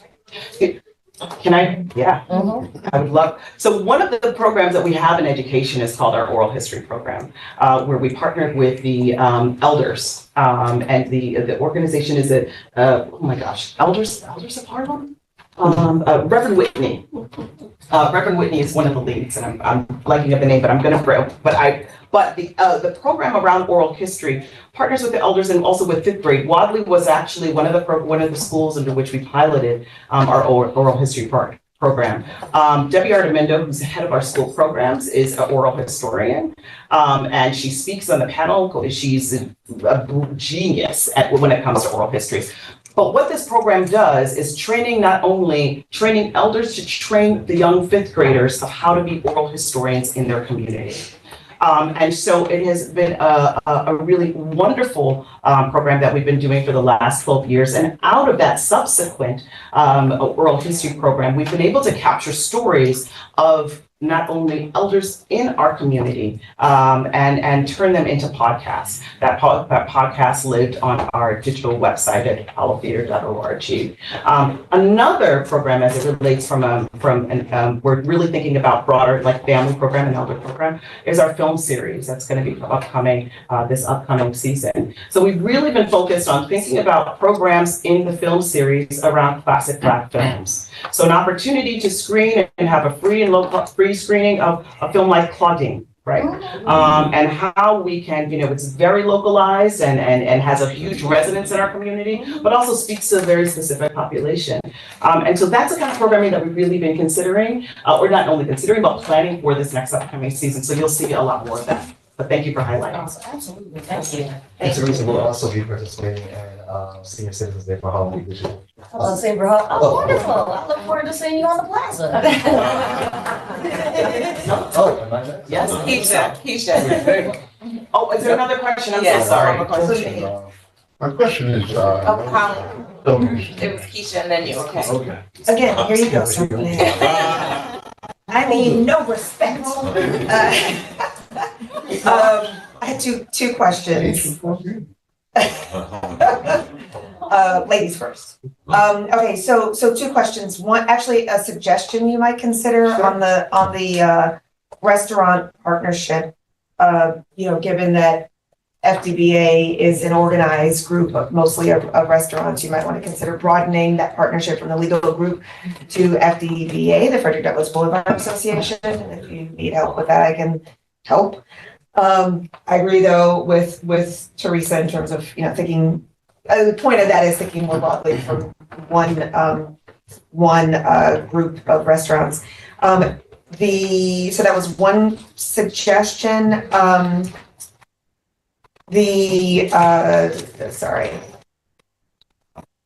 Internship program. I have a lot of thoughts, but in terms of the internship program, it's open only to high school students, and I wanted to put a bug in your ear, particularly around the technical, the applicants on the technical side. When I go to work with groups that are justice impacted or formerly incarcerated, one of the things I hear a lot in terms of what people like, when I go to workforce development orgs that are focused, people who are justice impacted. I hear often that many of them are looking to get into production, whether it's film production or music production. But I think there is a group there that is slightly older, or maybe slightly older. Like some of them are youth, but some of them may not be youth, that are here in the community, very, close with it. They're within reach. And really need that kind of pathway. And so I would suggest, if you can, to consider also including in, if not the group that you were targeting, but if not that, then just the outreach, focusing on that, on part of the population as well. Keisha, I'd love to talk to you further about the groups that you're in touch with. We have been in conversation pretty heavily with Bard Prison Initiative about trying to find opportunities to intersect with their organization and particularly with their constituency. But I'd love to speak further with you and we can find. I have several. section. Talk to you about. And again, directors, when you speak, say. Sorry, I am Keisha Sutton James, representing Borough President Mark Levine. Thank you. Sure. Holly Draper, Director. One of the questions I have, what do you do in terms of outreach in the 10035 zip code? Great. So I'm going to allow, our marketing and community relations. I wonder, so the latter part of our presentation actually speaks directly to outreach and marketing. And I think maybe we just, maybe you take it away from here, because I think that answers your question I directly. got one other question. Okay, great. Do you partner at all with NYS company? We do.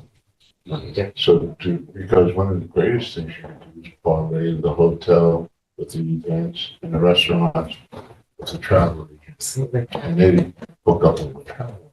NYS and Company has been very instrumental as the lead star historic tours, historic bundling, whether it's historic tours, restaurants, package bundling, as well as with our amateur night, which is our weekly show. They've been a fantastic partner.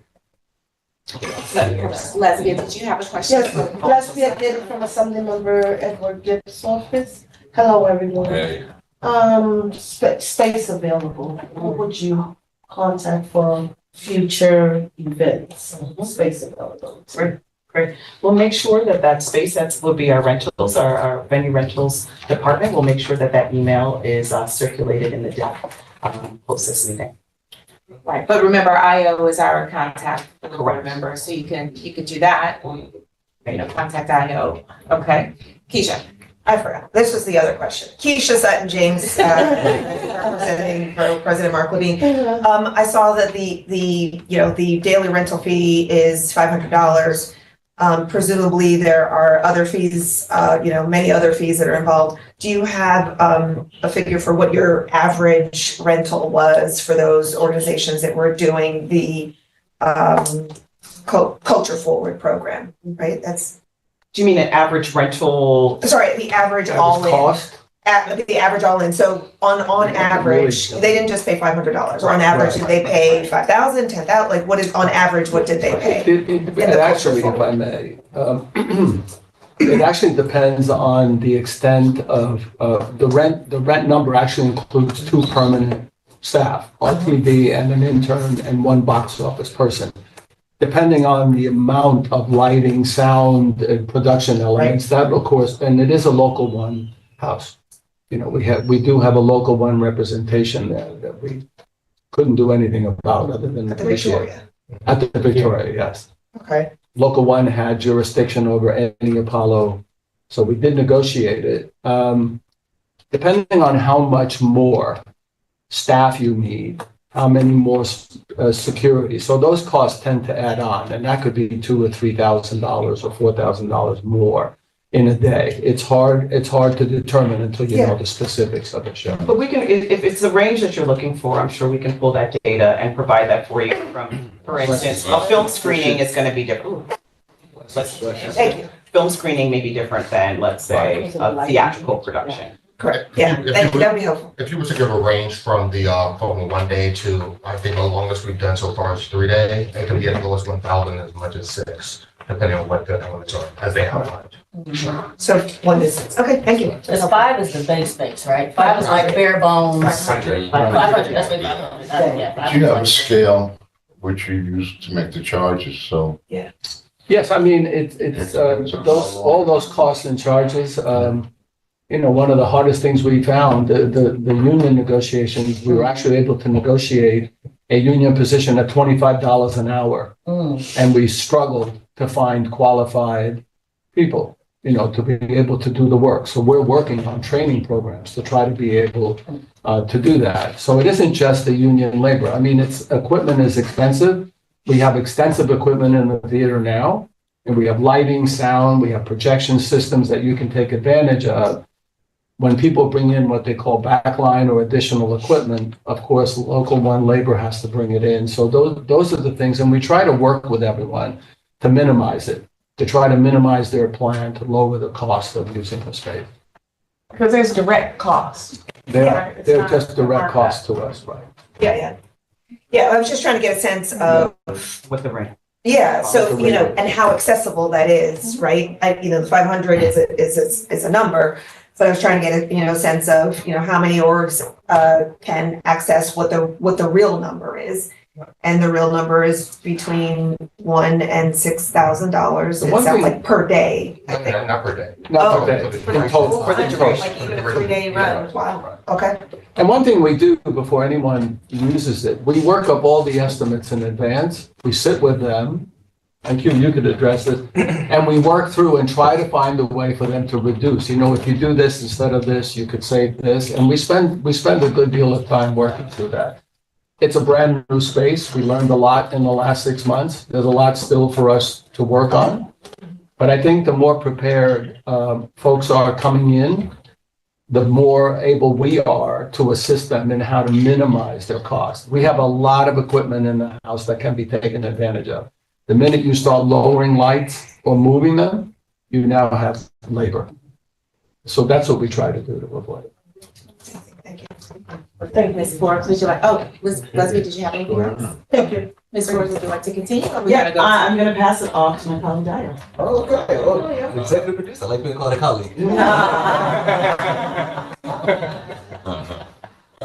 Okay, so first off, again, Io, Community Relations Manager at the Apollo Theater. So I do want to also, because Teresa grilled me like 2 months ago when we were talking about this Restaurant Partners program. But, No pun intended. Because it was a grill. It was a grill. But one of the things I do want to say, definitely coming from social justice nonprofits, where we do this thing called impact evaluations, where we look at what the nonprofit does. We want to measure impact over 3 to 5 years. We're working to redesign the program to do exactly that. So we all know that the Apollo Theater is an economic engine, especially on 125th Street. But the question becomes, how do we track it and measure exactly how we become an economic engine? And there's a wonderful article, you might like it, Ms. Sutton, I'll send it to you, that talks about how when the Apollo Theater went in the early 80s, so did all the businesses that were on 125th Street as well, until obviously Mr. Sutton reopened the Apollo Theater. So as we think about how to redesign this program, number one, we have a list of leads, all are Black or woman owned, because for me, from where I sit, I'm all about equity. And as we are, as I describe us, and I might get in trouble for saying this later, we are a Black institution. We have to think about how do we leverage what we have to help other Black institutions that surround us within our ecosystem. And also we looked at what Radio City Music Hall does, what the Metropolitan Opera does. We looked at what the Lincoln Center does, and what we are designing is something that other comparable non-Black institutions in New York City are currently not doing. And so we're also, and what I mean by that is we are actually and intentionally creating a program that pushes that 50% that dines in Harlem to these restaurants so that we can actually track and measure how many people are eating there exactly at a particular restaurant, how much money are they getting, is it impacting the COGS, which in the restaurant world, I don't know if anybody has worked in a restaurant, means cost of goods and services or what have you. So we're working on a program to track all of that. And I also want to address the jobs and hiring. So when we presented a couple of months ago to CB10 for our renovation and restoration project, one of the things that they made exceedingly clear to me is they want community engagement and they want us to have a plan for community hiring. And so, Ms. Sutton James, I need to connect with you. While the community board has been breaking for July and August, I've been meeting with members of the community board, doing some deeper cultivation of relationships. And one of the questions that I'm asking everyone is, are there workforce development and reentry programs that we can target that work with a particular population in Harlem so that we can preemptively work to get those people a part of that project? Now, as you'll see on this slide, when I first got hired at the Apollo, one of the things my boss said to me is we have to be in the community in ways that we have not been in past years. And so I am proud to say that from January to June, I have spent about 52.50 hours in Harlem while I live here, but in Harlem directly representing the Apollo. This is time that has been shared between attending community board meetings, Harlem Arts Alliance town halls, block parties, Block Association meetings.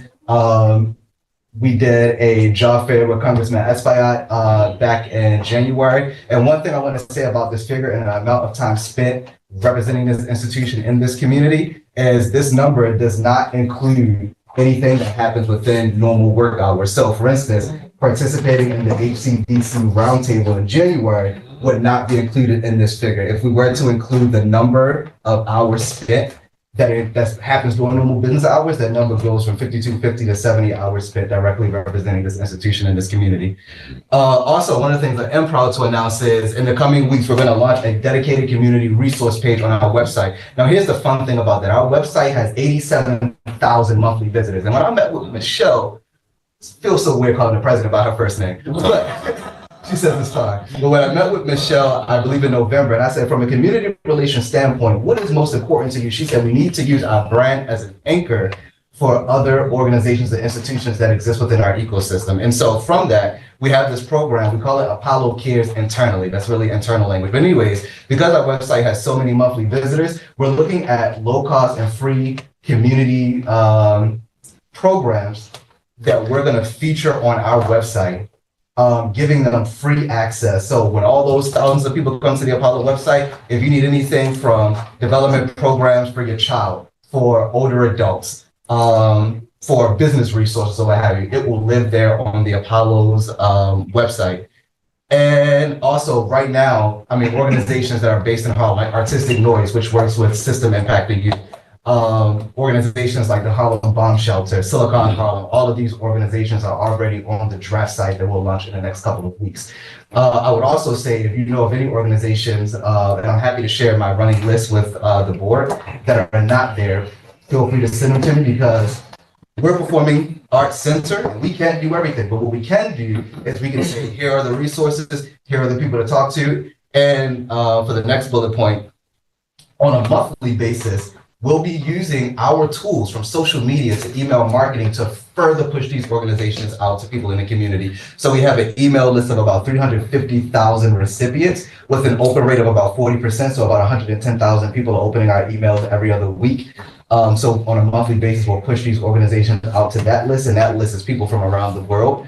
And also pushing them out to our social media following. And across all platforms, we have about 500,000 followers, and we have about on average 1 million impressions per post across all social media platforms. And so just to put that into perspective, if you went to a marketing agency, they charge you per impression. And I don't know what the number is if you get 1 million impressions on a post, but I tell you what, it's something that a lot of these programs probably could not afford. And so I'm very proud of the work that we're doing there. Thank you. Oh, thank you. All right, to follow. I'm sorry, were there questions? Any questions? I don't think so. I just wanted to, I just want to say thank you for coming, and congratulations on a successful spring gala. And also, congratulations on getting the community center honors. Yeah. Yes, congratulations. Long overdue. Okay. We still have pieces of it. I know. Yeah, sorry. Just one comment. I just wanted to say, thank you for coming back to us with what we were seeking. We asked for data that, you know, could be disaggregated so that we understood what was happening in our community. And I thank you for bringing some of that data back to us. Yeah, thank you for responding. And you need to meet with the senator. I would love to. All right.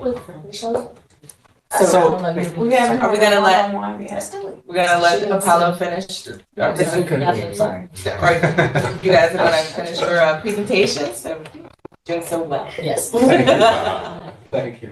So we call this section investing in our community workforce. As you can imagine, expanding as much as we did, you know, developing a workforce is an essential component to our success, and also providing the necessary training to make sure that it rises up to our Apollo standards.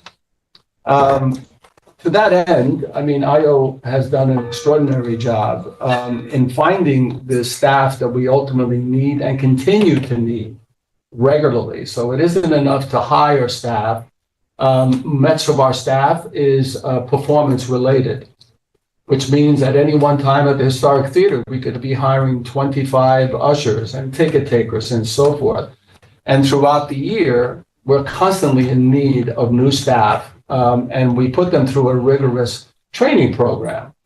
Finding that staff is something that I think we could all use some help, and I'll talk a little bit, about that. One of the things that IO has been able to do, of course, is that we share all of our hiring with the 3 community boards. I think with the Congresswoman Espaillat, you attended at least one. And I'm attending one in 3 weeks. In 3 weeks, we're attending another, and we're making all of that information available. We have historically posted in places, and I'll tell you where we post, where we try to invite or engage people that are interested in the art so that when they're coming in, they have an interest to be trained in it. It doesn't mean that we should only target that area, because we have the provision and we have the capacity to train people that maybe they will discover arts as a way to move forward, and we think that's an opportunity for us. But, you know, generally, we post in Craigslist, Jazz HR, Playbill.com, and Backstage, and of course, we reach out, we do outreach through our own employees. Who do you know, in the area? Oops, sorry, I went too fast. There you go. So with the Victoria, we actually got possession of the Victoria in last October. And it took us about 3.5 to 4 months. We got an empty space with seating, but all the lighting, all the sound, all of the equipment had to be installed and tested and what we call shakeout. We did over 120 shakeout events, testing everything in real time. During that period of time, we actually moved we opened our offices, we moved our entire Apollo staff, which was in the Link building next to the Apollo, over to the Victoria. And we began our programming, as Camilla said, in February of 2024. In that time, in addition to numerous stagehands and vendors who participated in the fit out and a lot of technical equipment installation, we did hire 53 full-time and part-time employees, 28% of which were Harlem residents, and over 50% were Black, African American, or Hispanic. We think we could do better. We think with the help of the community boards and HCPC, we'd like to increase those numbers in the very near future.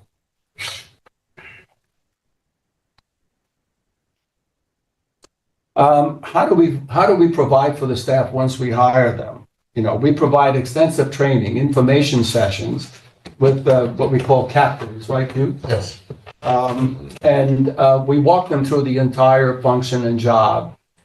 Most of the training is done on-site in work. We hire them and we follow them, we shadow them, we teach them as we're going along. And of course, once they've done a few performances with us, they really do get the hang of how to move forward.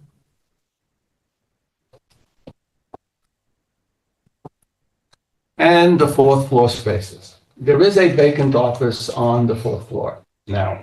You know, we occupy the third and fourth floor. There's one office which remains vacant at the moment. With the renovation of the historic theater in the Link building, we are in need to move our entire theater operations staff, which is approximately 15, 17 people, into the Victoria. And so during that period of time that the Apollo is being renovated, we're very likely to need this fourth floor space as a temporary space.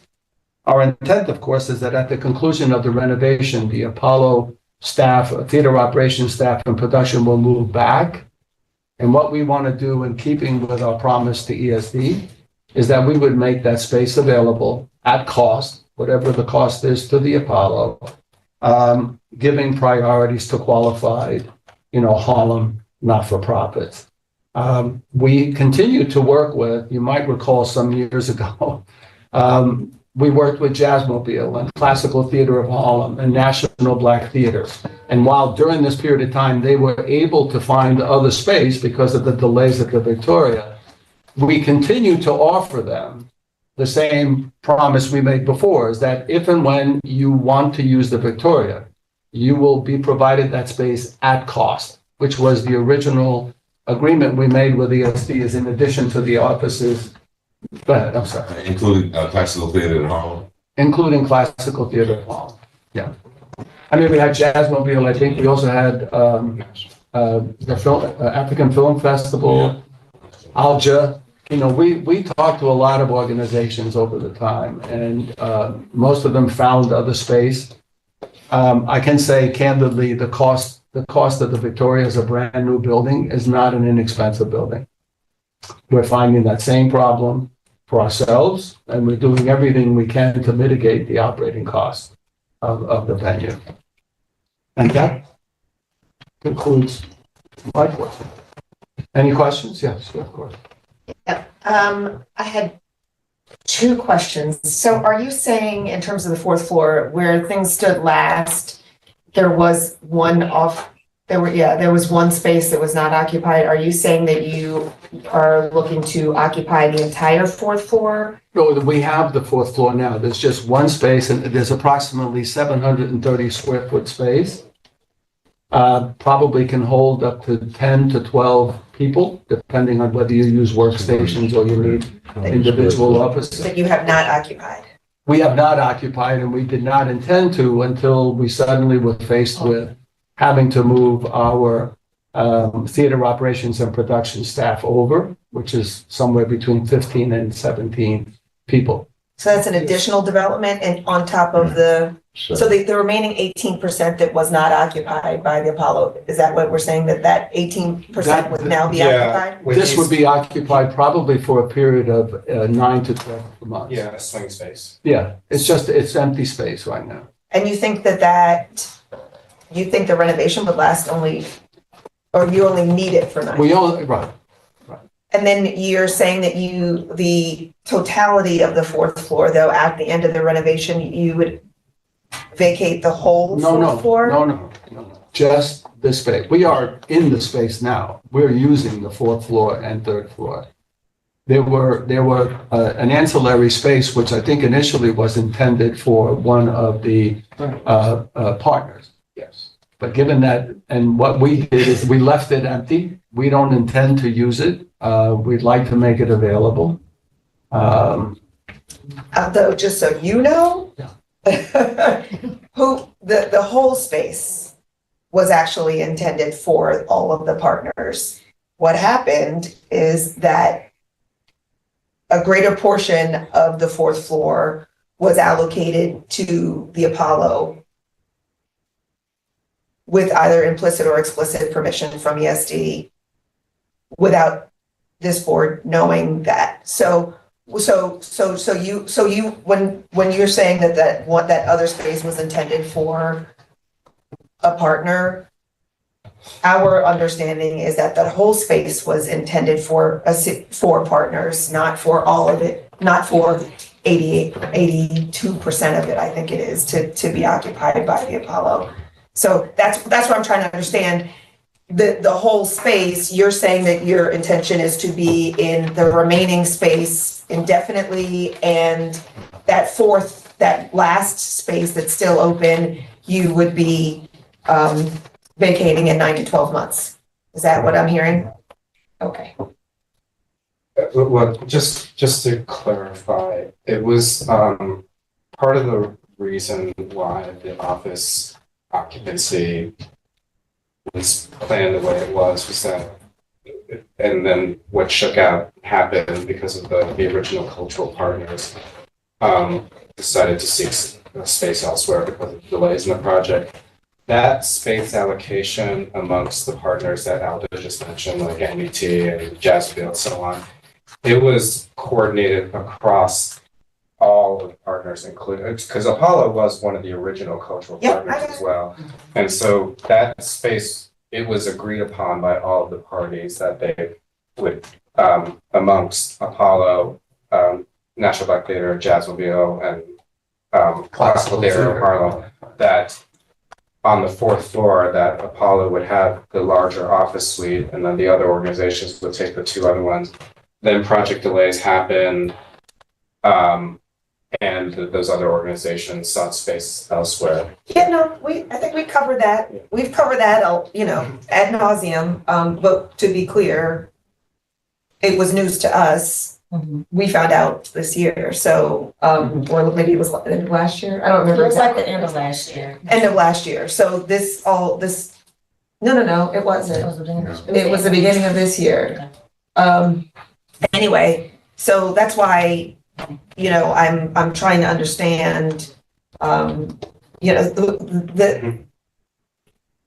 when this board, gave authorization to do certain things and and then when it wasn't that, it was a surprise to us. And so that's why I was trying to understand what he's saying about specifically, in terms of each of these spaces. So is the plan still to, once the city spaces is finished, is the plan to then find a Yes. community group Yes. will take that place, that space? Right. The one space. And give them use of the theater venues under the same circumstances. The idea is to try to fulfill as much of that we can. And it's just that one space, It's just the one space. The other space that we have, our intention, of course, is we have visiting artists, we have people who come in, don't have a space. We provide space for them to use that. So anyone who's coming and renting the theater and is looking for some space, a lot of people carry their managers and people and they need a space to work. We have a space on the 4th floor where they can come in and everything is connected to Wi-Fi, there's computers and so forth. So, Thank you, Teresa. And then, and then can I just say the requisite is 1254? Ooh. So just reminding Teresa. Okay. What did it say, 11 and 2? It does say 11 and 2. Does it say 2? Ooh, I'm gonna take it to Tuesday. Okay, sorry. That's okay. That's all. So maybe Also, I'm transcribing has a meeting downtown at ESD at 2. So let's just try to wrap this up. So Teresa, then Holly, go ahead. So, Teresa Hassler, Senator Cordova.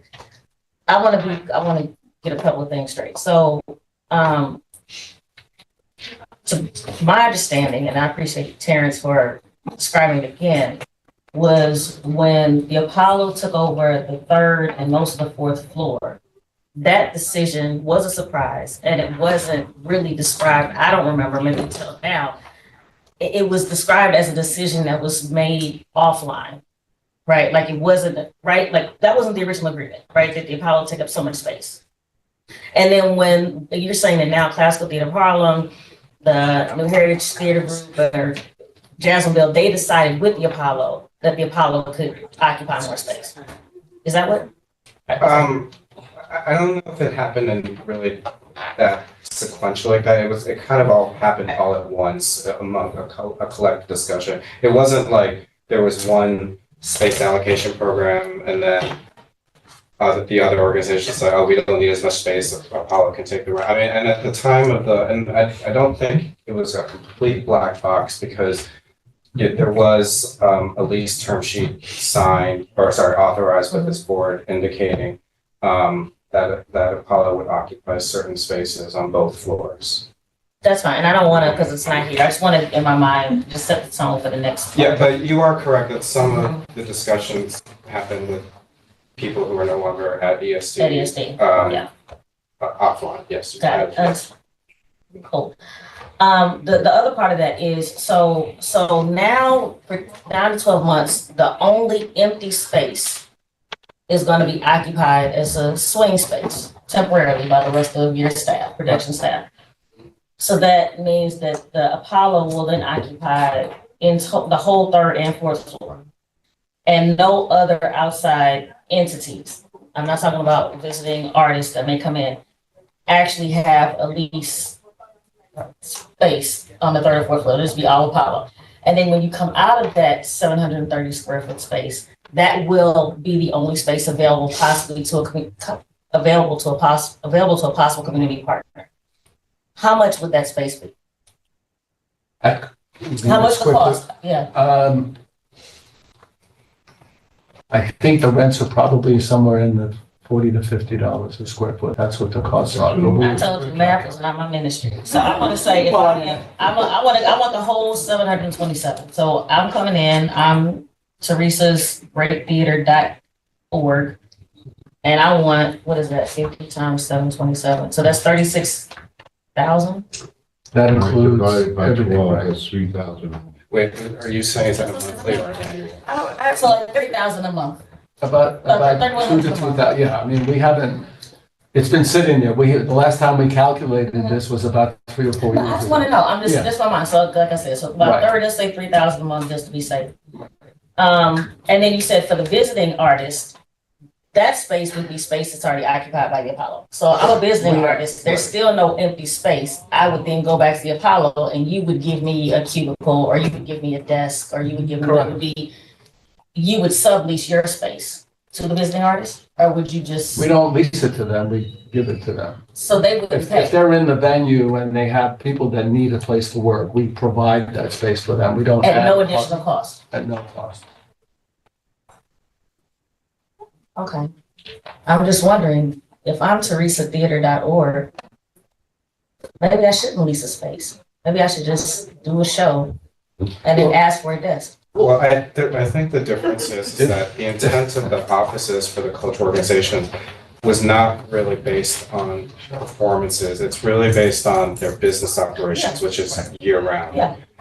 But I'm just saying, with this new, work model that we have, And one thing we found, Teresa, I mean, just to be like completely candid, is we had conversations, obviously, we had those 4 cultural partners. Last time, we also came with our partner, CJAM, who we had engaged in order to reach out to. Once, during the pandemic, people's work habits change, as we all know.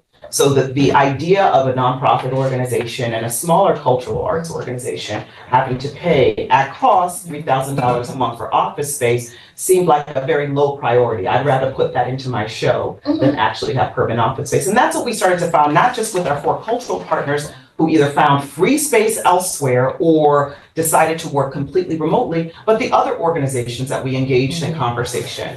So it's forced us to think differently also about the model.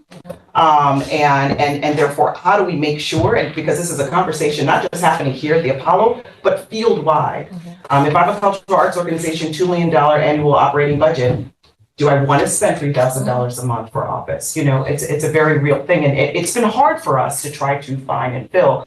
Hence, us thinking about other kinds of models to service the cultural community. Part of those models have been, yes, the visiting artists, just something standard that we provide. If you're a production team, you're coming in for one day, yeah, you need somewhere to sit and communicate with your folks. The other model that we started to explore that we talked about last time was an opportunity to develop a cohort of creatives that may not need permanent space 7 days a week because work habits don't necessitate that. But if I'm a creative, a part of a cohort for 18 months, Apollo then is offering, let's say, 300 hours that can be allocated amongst a cubicle, amongst the conference room desk, amongst the performance space. That's the Cultural Collaborators program that we spoke about last time, that we're consistently in the design and refine phase, that we don't anticipate rolling out until we're in the space for another year and a half to really understand how it's working for us. Because we're finding that we need to be more flexible in our thought. That program is obviously going to require subsidy in order for us to be able to offer these resources, whether it's office space, conference room, and theater spaces, at a subsidized cost, right? So we're having those conversations in a very real way because the field is changing also. And I appreciate that. And I just want to be clear, I appreciate that. I appreciate the flexibility. And even though I don't agree with everything, I do know that the people who are not here, who should have been here, taking up the time till 2 o'clock. The developers, I know that there are some things that you all didn't anticipate, things we didn't anticipate, right? So of course, you may have had people who wanted to move in, cost notwithstanding, right? But it wasn't ready in time. So it's both and, not either or. So I'm not oblivious to your hardship in that way. It's just, this has been a very interesting project. Yes, Thank you, Terrence.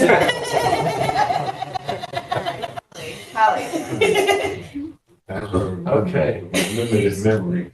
There were 4 spaces as of our last meeting. 3. 3? Okay, now it's on. So those are, they're taken over by the sponsors. I mean, not the sponsors, those are partners. Well, one of the spaces. That's one, that's a swing. So the other 2 are still vacant, or? The other 2 are occupied by Apollo. Okay, so basically you got all the spaces. Yes. Except for that. Oh, you got that now. But I mean, until, Our so intention is basically not- they're all taken. For the temporary period, that will be, yes, 100% occupied for the ones. Right, For this, yeah. so 75% taken and 1 swing. Yes, correct. So the other organizations basically didn't have any space. Well, I also, That's basically where I'm going with this. well, what we should also remember is that the discussions with the original cultural partners, as well as other organizations outside, and this was also in the last presentation, Apollo and ESD made efforts for years to try to find either work out a deal with the existing organizations, or try to find replacement organizations, and was unsuccessful at it. And then the project had to move on because Apollo had to make plans to move into the space because we were given certain timeline expectations from the developer, and Apollo had to make plans, or any tenant, they have to eventually start making plans to move in and install their furnishing and fixtures and so on. And so after a period was exhausted, or after those discussions took place over probably at least 2 years, at least. 2 years. 2 years. We just had to move forward with the project and had to move forward with coming up with another plan, and that's how it came to be. I mean, that one space that was just shown on the slide, that will be vacant. And it's not to say that something can't change in the future. But for now, we just had to move forward in the project. Okay, and currently they're not paying. Well, We pay all the occupancy. yeah. I said the rent. Currently, the base rent, as we all saw from the board authorization, is $1 a year for the Apollo's occupancy at the Victoria. However, Apollo's. It's a time period. That's for the common charges. But as Alda just mentioned, Apollo is responsible for all the operating expenditures, which I think the last estimate I saw from Candace was about 250,000 a year. And we all know the trauma of inflation, costs only go up. And it's a lot of expenses. I mean, it's not just fixing repairs. I mean, the insurance expenses are astronomical, really all over the state, to be honest, right now. And then there's also capital expenses and capital replacements that Apollo is fully responsible for that we do not pay. I didn't say you don't pay anything. I just said you don't pay rent. Pretty much. Base rent, correct. I need that rather. Okay. Yeah, I'm sure everybody has stuff to do. Thank you. I think it's important to remember this was not ideal. This was not the plan, right? This all happened in a whole different world, the contract, and then as the things happened and the world changed, we pivoted, and even now with the space that had been available for quite some time, it's been sitting there empty, and now there's a need for the Apollo to use it. I don't know about paying for that space, but I do know that maybe after that space becomes available, I'm sure maybe if we have folks who we know can afford the space, if we know people in the community, I'm sure the Apollo is more than willing to take that information and have it, because yes, we do want the community folks to be able to have the space. That was the whole intention of the project. But unfortunately, if the community can't afford it, I'm not sure. We didn't have a contingency plan for that part. I think it's like we didn't have a contingency plan for that. And so I think that the Apollo has started to think about that. I think that, there's been a lot of discussion about that around this table. And I think that the brain trust here is one where we can also come up with some helping factors to get through this particular thing. Because, we don't want it to be, all Apollo, right? I mean, we love you, it's like, but the intention was for it to be community space. So if we can get that back on track, we can all work, to make that happen. I think right now, it's just where we are. Curtis. Now, I was just going to throw a trivia. The four original partners were. And for what? No. In terms of cultural partners. Oh, okay. No. Classical theater. Yeah. It's Jazzmobile. Nope. So it's classical theater in Harlem. Right. Not Jazzmobile, but instead National Jazz Museum in Harlem. But they backed out because they wanted to go across the street to Mark 125, and that fell through. And so that they were swapped out for Jazzmobile. And then, of course, Harlem Arts Alliance, and of course, Apollo Theater Foundation. Right. So those are the four original. Yeah. Lisa. I just had one question. I'm sorry. I am. No apologies. No, I received notice that there was a significant death. Oh, yeah, Michael. So I'm really heartbroken. But I had one last, Michelle, I texted you about it. I don't know if you saw. No. But I had one last question. When was the gallery space named the Laura and Frank Baker Gallery? When did that happen? So the gallery space, there was a fundraising attempt, and I think our Depot team can answer this more specifically. And that was the naming rights that happened, I mean, it was when we opened in February. Yeah, it was Q1. It was Q1 of this year, yeah. Yeah.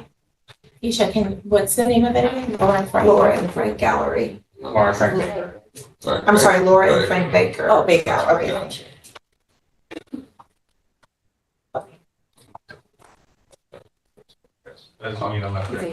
He's taking off.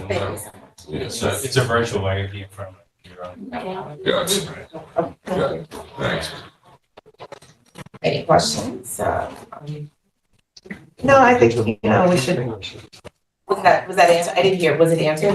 It was named in February. Oh. Okay. Remember, we had a lot of discussion about naming rights, and in our prior agreement, we had the whole conversation, and I think the agreement was like a discussion around prior approval from the board in terms of naming. And so that's why I was asking when that happened. But we didn't approve it. Correct. We didn't approve it. We didn't know. Why didn't we know? You never was presentation. Question we can ask our attorney. Who's on first? Yeah, you didn't. No, right? Okay, so, sorry, Paul. So, yes, we did have a discussion about naming rights a few months ago, actually. And, we thought that we were going to know in advance when, the things in the Victoria was named. Oh, okay. So that's what this is. Like, oh, we didn't know. So, being that we're on this topic, are there other, naming,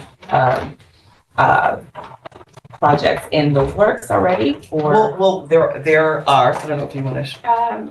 There are, and I'll find out when the gallery was named.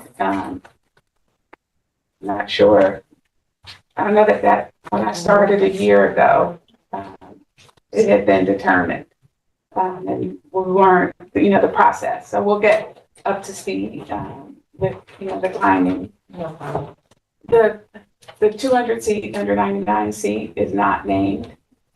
And we are now just beginning a review process of just how we would think about, just that naming as a part of, with the Apollo Theater renovation, how do we think about those naming opportunities?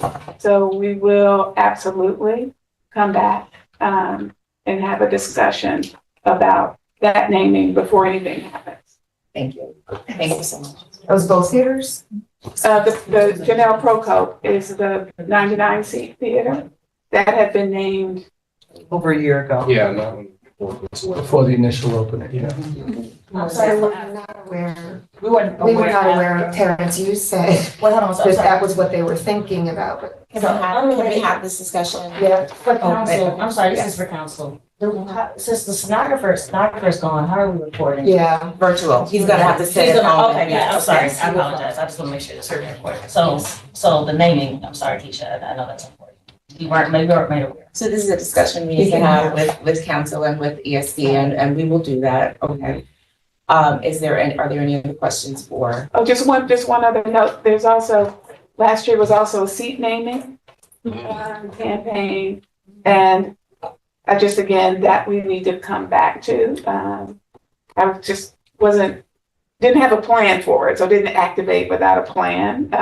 In this process, it's just it's great kind of reinforcement of it's important to have a plan and communicate it. Communicate an aspiration and intention and have a discussion here about, that plan. We appreciate it, Teresa. Is this the name of the theater, the gallery is, what's the name of the gallery? Laura and Frank Baker Gallery. Is that set in stone? Is it set in stone? I mean, is it So all of our- in the rock, or is it a plaque that we removed? So it is a plaque, and we do, with all of our naming rights, there are donor windows under which we have obligations. I can follow up with more detail, of course. No, but that helps when you said, because I wasn't familiar, of course, that's like a hospital and. Exactly. Shannon, question? Yeah, Shannon Marks, just a very quick question. Who can I follow up with on the workforce side? I just set up a follow-up question. You can actually, myself or Q McHenry. Can you talk about your role? Oh, I'm Senior Director of Data Operations. I do most, if not all, of the hiring for frontline staff. So that'll be maintenance, security, box office, ushers, and security. Maintenance, box office, say it again, sorry. Security, maintenance, box office, ushers. Ticket takers. Bathroom? Restroom attendants, yes. Restroom. Yeah. Ticket takers, floor captains, head ushers, yeah. And training programs. Yes. And training. Yeah, we do all the training ourselves internally. I do most of it. I have another question. Wait, can I have a Sorry. follow-up? Oh, no, she's got a follow-up. Yes. Are you partnered with MEOC upstairs on the 5th floor, the SUNY MEOC program? I know the hotel was. Were you partnered with them? Yeah. If not, definitely hit me up. I'll put your attention to Anthony Watts. We partnered with a company called Job Path, where they actually deal with people who have challenging abilities. And so we've been partnered with them for about a good 7 years. So we have a few folks with autism on the spectrum within our realm. We also have hired several people with disabilities. Sean, what was the organization you just mentioned? MEOC. Manhattan Educational Opportunity Center. Anthony Watts. And most of, if not all those folks that are hired from Job Path, they actually were in the home community. Can Leslie go and then you? Yeah. Yes. Yeah, are you partnering with Strive? It's a East Harlem Employment and Training, Job Readiness Training Program? That's right. Thank you. In cases. Someone justice involved individuals. Cases, I think, has the contract with the New York State court system for post-release services, and actually have location in the Teresa building across the street from here, and on 125th and Madison. And they have a contract specifically to provide services in Harlem and other boroughs, but they have a contract with the courts.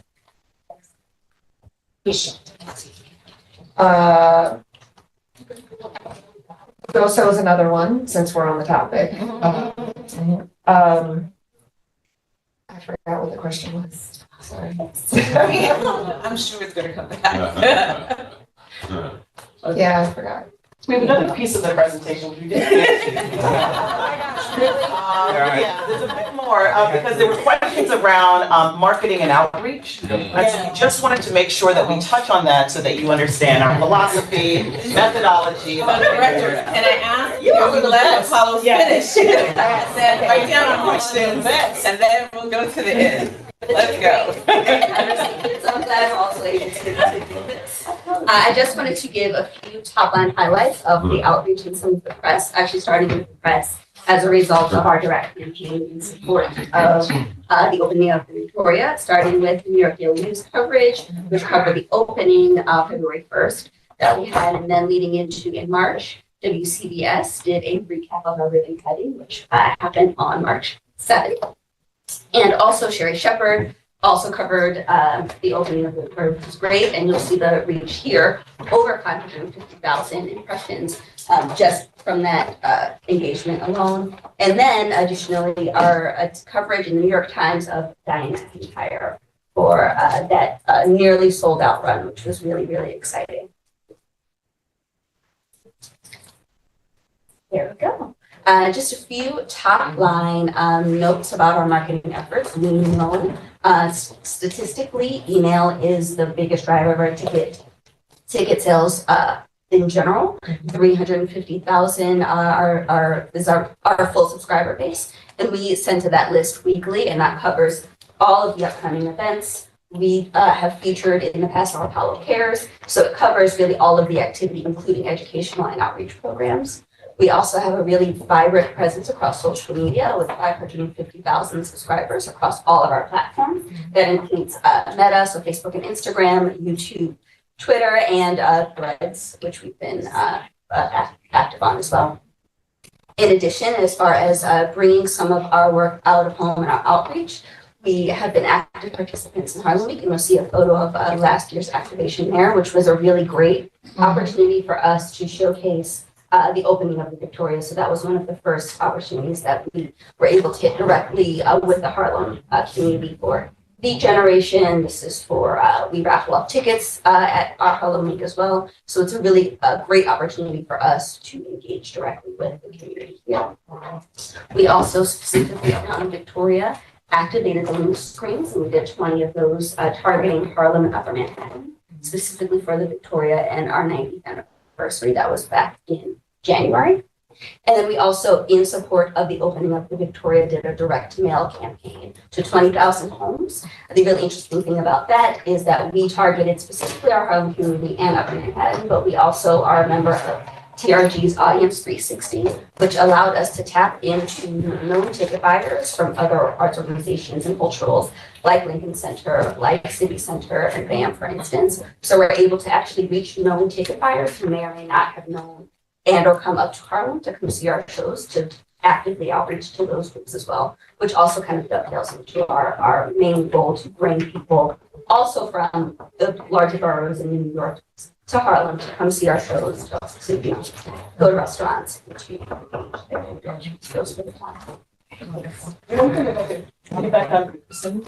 thing that you were saying, is that we have really great ties also, and consistent coverage, with local press, Amsterdam News, same thing. And so we, consistently get coverage for not only our shows, gala opening, the reopening, the 90th anniversary that they did a wonderful piece on as well. As that's another, main goal and top line around how it is that we're making sure that local community and local press, know about what we're doing and are talking about what we're doing as well.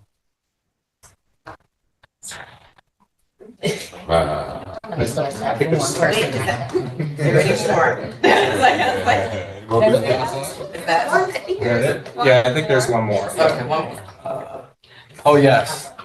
Upcoming milestones, the renovation of the Apollo technically begins in July now, but the actual demolition work will begin in the Link building, which is the building attached to the Apollo, probably in October. The actual historic theater closing is anticipated to happening July of 25 and will reopen in February of 26. So we only lose the historic theater for 7 months. We will be operating, we lose, for example, the soundstage, which is in the Link building now. When the historic theater closes down, the soundstage becomes open. So at any one time, we were trying to design it so we have at least 3 of our 4 venues. Losing, of course, the historic theater for 7 months has a, significant. So let's say Amateur Night, which is one of your big draws, especially for international tourism. What are you doing? So obviously we can't, during those months, we're not going to be doing the live amateur night, but we've been having internal discussions about what does it look like offsite? What does it look like digitally? What does it look like in a smaller footprint on, in the Victoria Theater, so that there's still a consistent activation that's happening next season when the main stage is closed. Gotcha. Was that it? That's it. That's it. I remember my question, but yes. It's for Q. You were talking about how you do all the training, and so I wanted to know, obviously what makes the Apollo so special is its history. 90 years of doing amateur night, plus all the other stuff. And so I want to know if in your training you are also educating all of your staff on the history of the Apollo and its ability to do a tour for staff to teach them. In the past 2 years, we have not had a Billy tour, and it's been challenging for us, but we do go over the history of the Apollo. We also give them a lot of data, but we also drop down week to week one-on-one tidbits about what the Apollo means and what it is. So it's an ongoing education around what we are, because we're also forever changing and growing in a certain way. So we try to do our best to articulate what our history was and what we're trying to do to build legacy. So that happens weekly. And why not the Billy tour for the last 2 years? It's only because our the scheduling has not been aligned. So where a lot of us are a little overly extended, including Billy Mitchell, this time is a lot of value. So bringing him in at a time where we have had challenges in terms of workforce, and workforce has been a challenge for us. So it's like, normally we would hire 20 people all at once, and then we can get a Billy tour. Right now, I'm hiring 2 people every couple weeks. So I have to collectively get everyone together.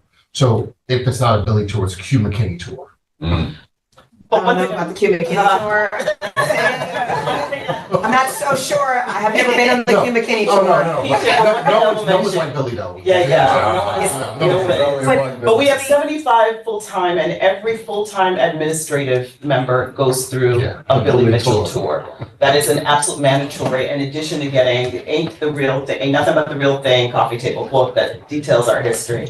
So for our administrative offices, that is an absolute must. I just think the cycle from specifically the hiring Q's team, because that's a constant evolutionary thing. Yeah, I mean, to me, the solution for that would be doing a monthly Billy tour for all new hires. So whoever you get hired, idea. whoever That's a great was idea. hired Yeah. since the last. That's a great idea. The only, I say the challenge for that, and I know we've been down that road before, because what we've had is not just Billy, our education department does it as well. So we have an education that comes in every once in a while. That's right. To give us that connection. Because we do, my largest team is part-time staff. Yeah. After 6 o'clock starting, Yeah. have a full day. Yeah, yeah, yeah. So I can keep him. You know what I mean? So we try to work our best to educate them no matter who's coming. Yes, definitely. A contingency plan for Billy too. Yeah. And that's absolutely.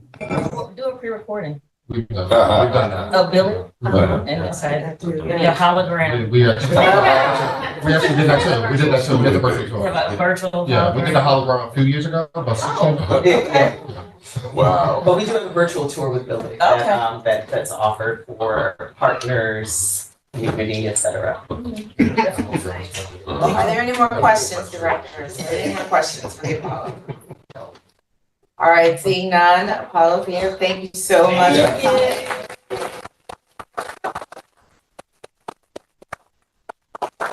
Thank you. Thank you all.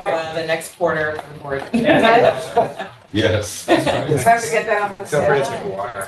Oh, directors. Yeah, so we're gonna hold back, we're gonna have a discussion now. Actually, just a quick. Great, thank you. And I have another slide. Yes, For you, for me. Yeah,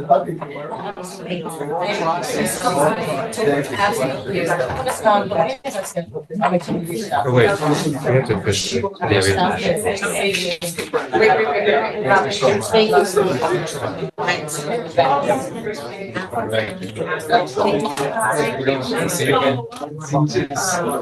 Yes, yes. That's my biggest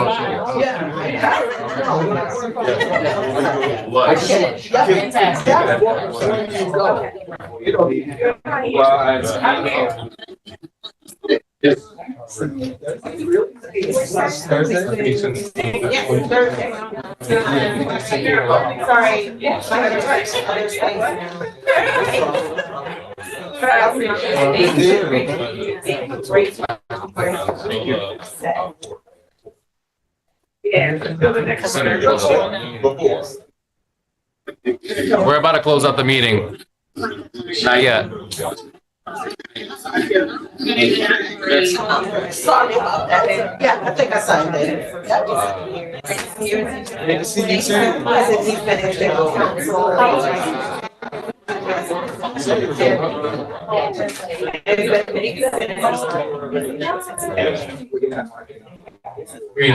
Yeah.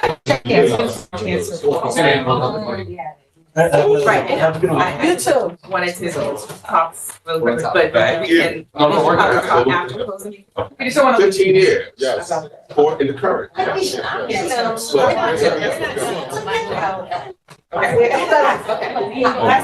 okay, very quickly. So yes, you do not know about the naming rights. Or else I. And also, Okay, this is news to our council today, okay, so this sounds like an internal conversation that will happen with ESD, and they will get back to us on what's happening with that. And Michelle just said she did not even know something, so this is just a communication thing, yes, Michelle. But they seemed surprised. It didn't seem like they knew that they were supposed to. That's what I'm saying. Parents. No. No. In addition to our council not having been engaged, they seem like they didn't know that that was right. One of the terms of their They contract. yeah. That's first. And then the other thing that really struck me was, and is Terrence gone? No, Yes, he's talking he's- to, yes. some folks outside, you want me Is to that perhaps, but that they said that they are now going to be occupying the other space and introduce that as a fait accompli. Again, Oh. hold on. All right. Karen, I mean, you got one more. Yeah. I think it's appropriate, very appropriate to have some discussion around this issue. I just want us to be mindful of, not delving too far into the specifics of what may ultimately become a contractual dispute to the extent that may be grounds for executive session, but I think it's fine to have some preliminary comment, because this is, it's news to us. So, Yes. I think we can withhold judgment. I think it's fine to go ahead and start the conversation, but I'll be listening very diligently around. Is there something we should not discuss and then we can just try to withhold and adjust our comment? Yes. What should we say? I think it's fine to have discussion around what the operating agreement, the lease and operating agreement actually says. I think it's fine to have discussion around, our current working knowledge of what was communicated regarding the naming of certain spaces, what was not. We should not be drawing any conclusions on the basis of that. We should take a look at that. So we know that the fact is we were not informed. Those are okay. Yeah, I don't know, Terrence, if you're comfortable speaking to, you're not, and I know this may have sort of, materialized right in your lap in this moment, but, I know. So what is the question? I think it's around, communication strategy with respect to certain spaces. I think, I think actually it was a little bit of both parties were at fault here. What's in the lease is that landlord has the right to approve or not approve a naming right, and based Not to be unreasonably withheld, but yes. Based on prior authorizations, ESD staff was authorized to act on behalf of the board. That said, later on, it was discussed to form a smaller subcommittee of members to focus on the Victoria project, and one of the functions of that subcommittee would be to review things like naming rights. But that subcommittee hasn't been formed yet. So I think it was a little bit of, so that hasn't happened, that should happen. The other thing I'll say is that, as part of the lease with Apollo, the agreement was that Apollo, and this would have been with any tenant, that they could market and use the space for its business operations as it sees fits to support its business operations. And so that includes branding, that includes designing the space, and that includes using naming rights as a function for fundraising. So while there is an approval here, I think the board has to keep in mind though that for any nonprofit like Apollo, naming rights is a very important fundraising activity for them, and I think there was definitely a lapse in communications before.